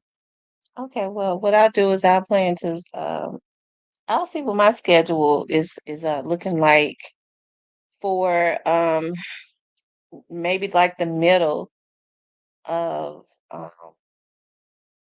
of November. Right. Yeah. Yeah, I'll see what my schedule is looking like. And did you say October? Because I'm looking to her. Did you say October or November? October, yeah. I'll see what my schedule is looking like for October. It should be. I think that would be October would be better because yeah, going into the holidays, everything is really unpredictable.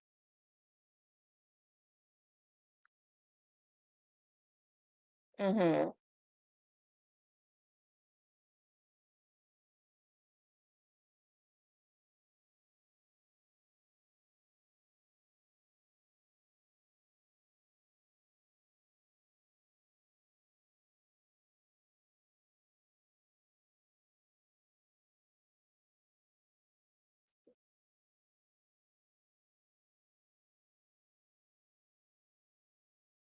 Right. Right.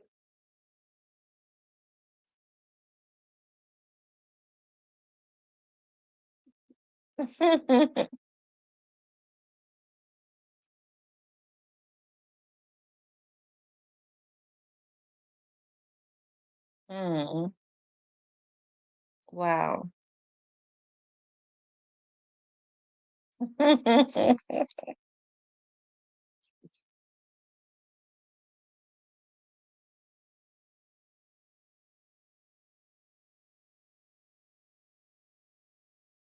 Mm. That's that's sad. That's I don't like piss poor work either.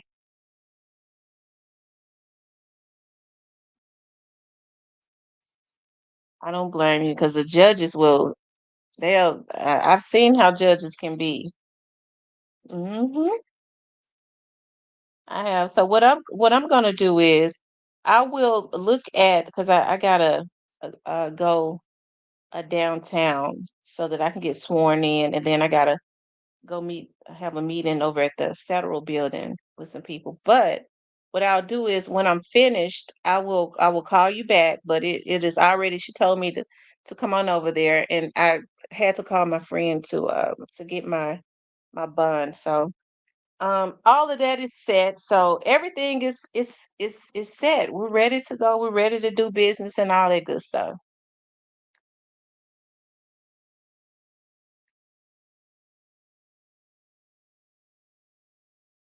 Oh wow. Wow. So it happened just in time. Now I think that's a good sign. It's a good sign.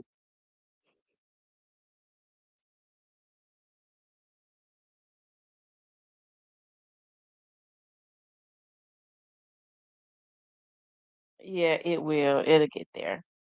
I got you though. We'll I think we're gonna work good together.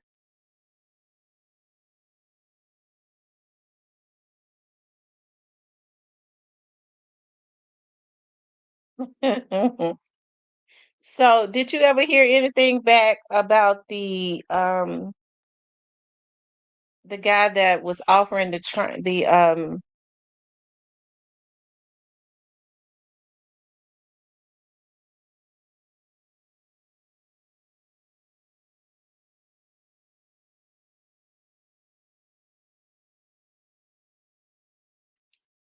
okay.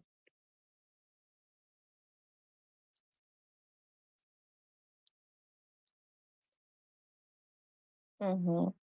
So do they give you the systems, or is that that's something that we gotta purchase? Oh, okay.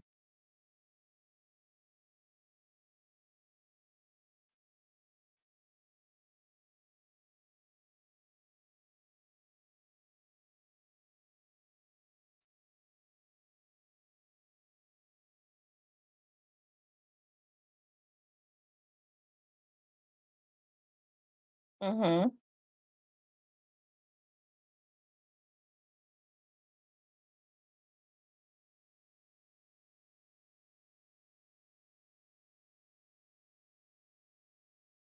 Mm-hmm.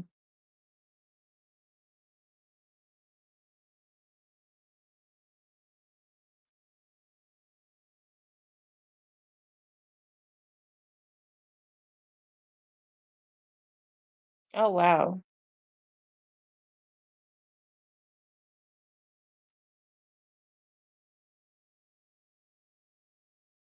Hmm.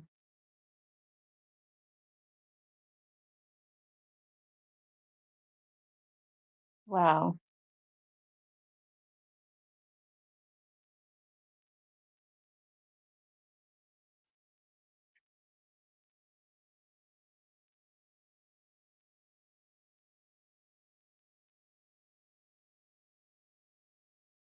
Let's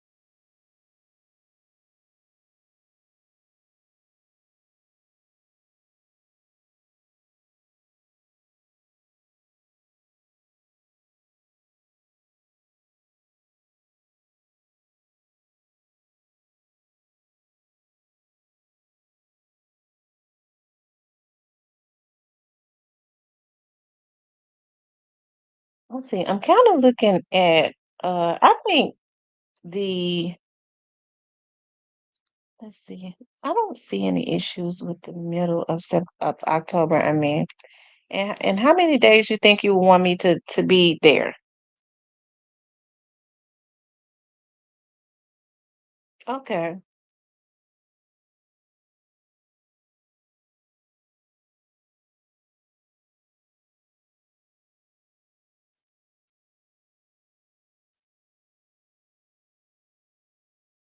Mm-hmm.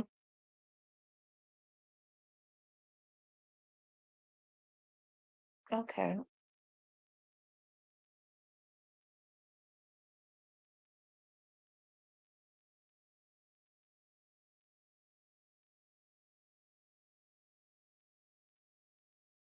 Mm-hmm.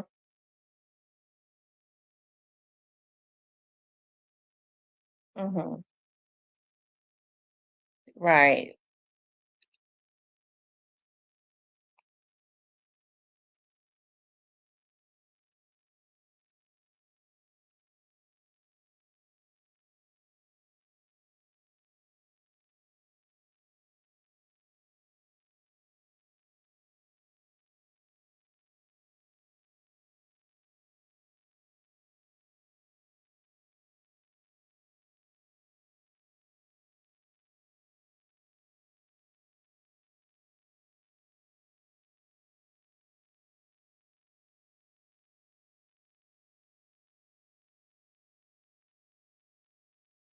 Mm-hmm.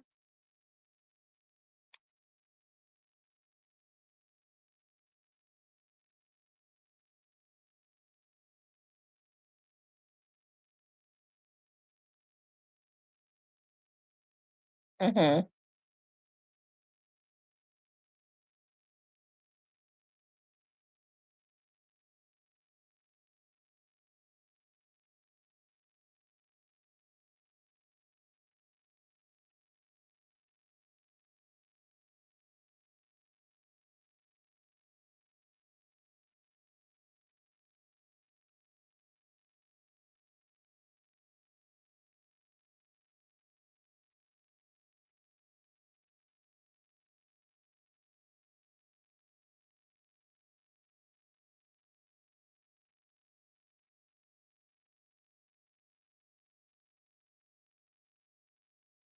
Oh, wow.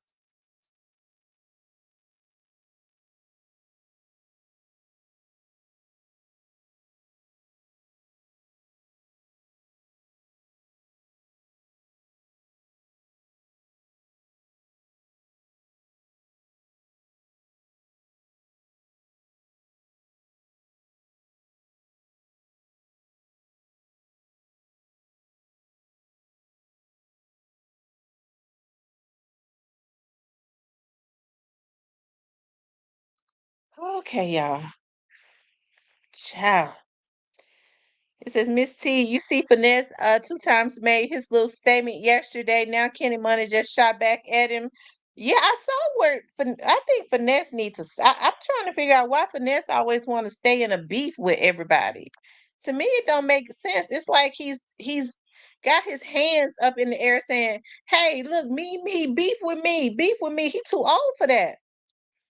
Cordero says, Ashley, thank you. And yes, I know it's time to start uh getting paid what I'm worth. Terrence Gangster. Hey, Terrence Gangster Williams. How are you?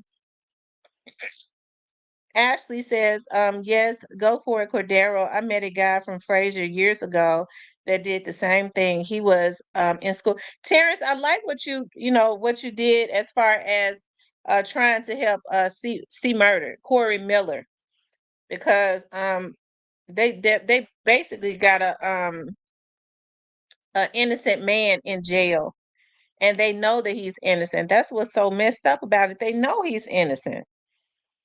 Cypress says, we got gangster. Yeah, we got Gangster Williams in here. This is my second time seeing him in here. Kenny Adams says he need to get on weight thinner.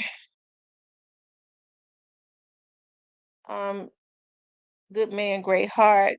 Miss T, I thought they weren't going to disclose the apartment location due to Justin's family staying there. Didn't they show it on the video Dabney was looking at? Yeah, they showed it yesterday also. I thought that they weren't, that Hagerman had said that he was not going to show it on air in the very beginning because his mom and his sister still live there. But then they ended up showing it. So they showed it yesterday and they showed it today. They said OG giggity. You all make sure y'all hit the like button for me, okay? Like, share, and subscribe. Okay, like, share, and subscribe. Hoo.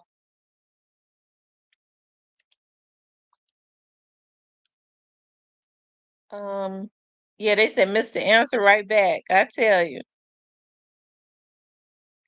And said the apartment number. They said the apartment number. They gave the whole address. Oh wow. Well, he ain't told on nobody. So what they trying, I guess, with them doing that, they ensuring that he don't tell, especially putting out his sister and his mother's address. They should not have done that. I think they said all three of them. Did they have separate apartments? They said all three of them had apartments in that building. So I was thinking, because the apartments in that building is expensive. Tamara, let Cypress call in. I want to hear what Cypress call in right quick before I have to go. Cypress, call in before I have to go. Right quick. Call in, Cypress. I want to hear what you got to say because he has been extremely quiet. Y'all, my daughter, when she came to my house, I always keep a lot of iPhone chargers. Don't you know? Y'all know that little red face? Oh, Lord have mercy. Don't get me started on her. Took all of my iPhone chargers and left hers that don't work, that barely works, that barely charges. She took all of my good iPhone chargers. I told my mom, I said, that girl do something to my nerves so bad. I already told, I called her too. Y'all know I called her fussing. I told her next time I see her, I'm going to spring on her when I see her. My little nephew said, TT, don't be mad. When I see her, I'm going to get your stuff back, okay? And give it back to you. I said, okay. She always, oh, she took all of my iPhone chargers, y'all, all of them, and left hers that has a shortage. And so that's why my phones and stuff keep dying.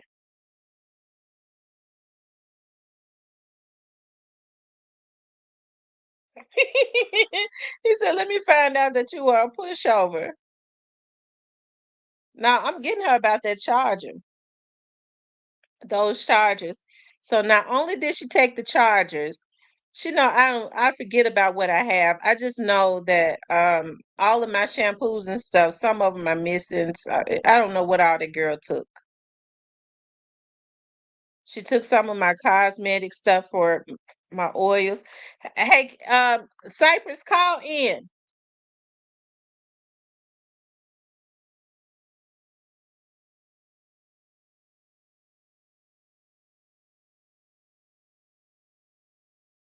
I know that ain't Cypress. Hold on, let me see.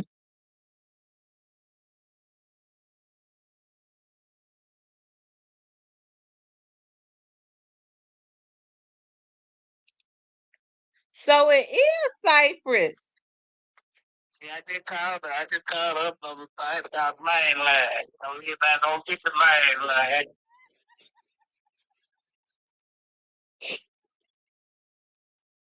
And well, it looks like you're still calling in from the other line, but go ahead. You go ahead. What? So what you got to say? You've been radio silent. I think they gave me crowd like they. Thanks for the cash out.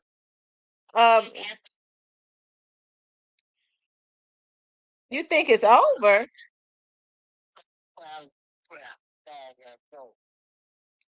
Why you say that?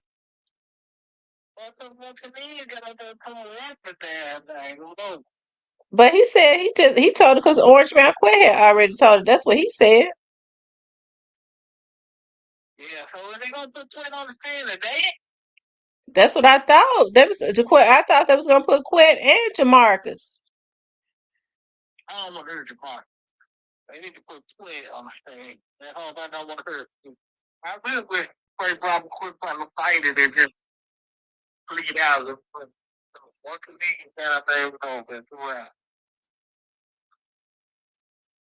Yeah. I think it's over.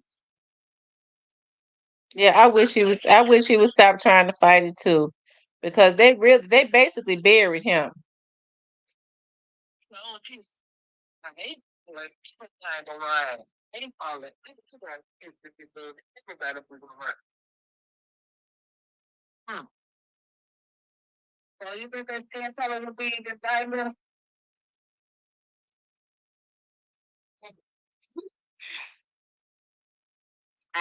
Yeah, they already. Well, I mean, you don't have to guess or wonder anymore. They basically already said it. Yeah, man, but now gotta go get. Wait, he gonna come to some money though. He gonna get a wrong so his brother said wrong hand of balls over his head. He gonna get a wrong for death so that he should after that. I think it should be a wrap. They should just let everything go. Everybody should be going with their life. Oh, well, if he was involved, they can't just let everything go. They can't get Dolph back. So why should everybody have to who was involved get to live happily ever after?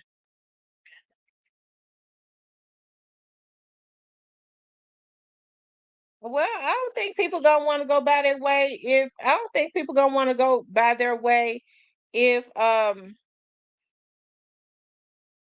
don't think people gonna want to go by their way, if some of these people were involved, they want them to pay. Dolph can't what they did was permanent. That man can't get up out of his grave. Well, I think he can get they can get the wrong for them because man. The cook was like a CEO part of town or whatever. But everybody, I think outside of that, everybody just going with their life. To be honest, it ain't nothing else to care about. I don't think he needs to be down there. I don't know. It ain't really nothing there. Oh, Lord.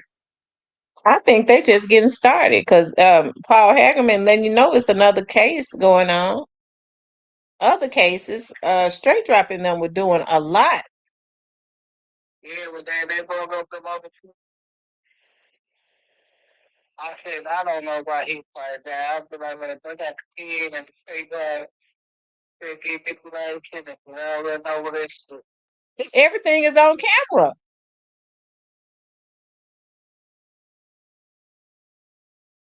Cypress. Y'all, my phone died. Y'all see, every time I think about this, this makes me so mad. My phone dead, and my daughter got my damn chargers that came with my iPhones. She got the good ones, and I got the shit she went to the Iranian store and got. I'm going to a house and getting my chargers. That's what I'm gonna do. Oh, this okay, y'all. Listen, because I'm getting madder and madder.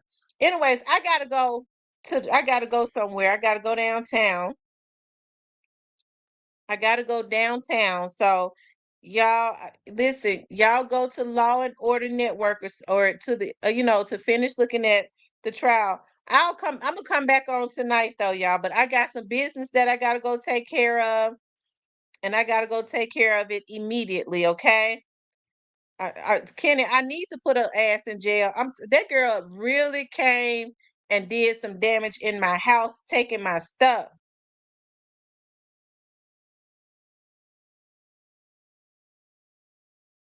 Yeah, she be on that BS. I'm telling you. But anyways, y'all, I gotta get ready. I gotta go downtown. I got some people waiting on me. But I want you guys to please like, share, and subscribe. Okay. I enjoyed being on here with you guys for the first half, and we'll do a recap tonight. Okay. I love you guys. I'll talk to you later.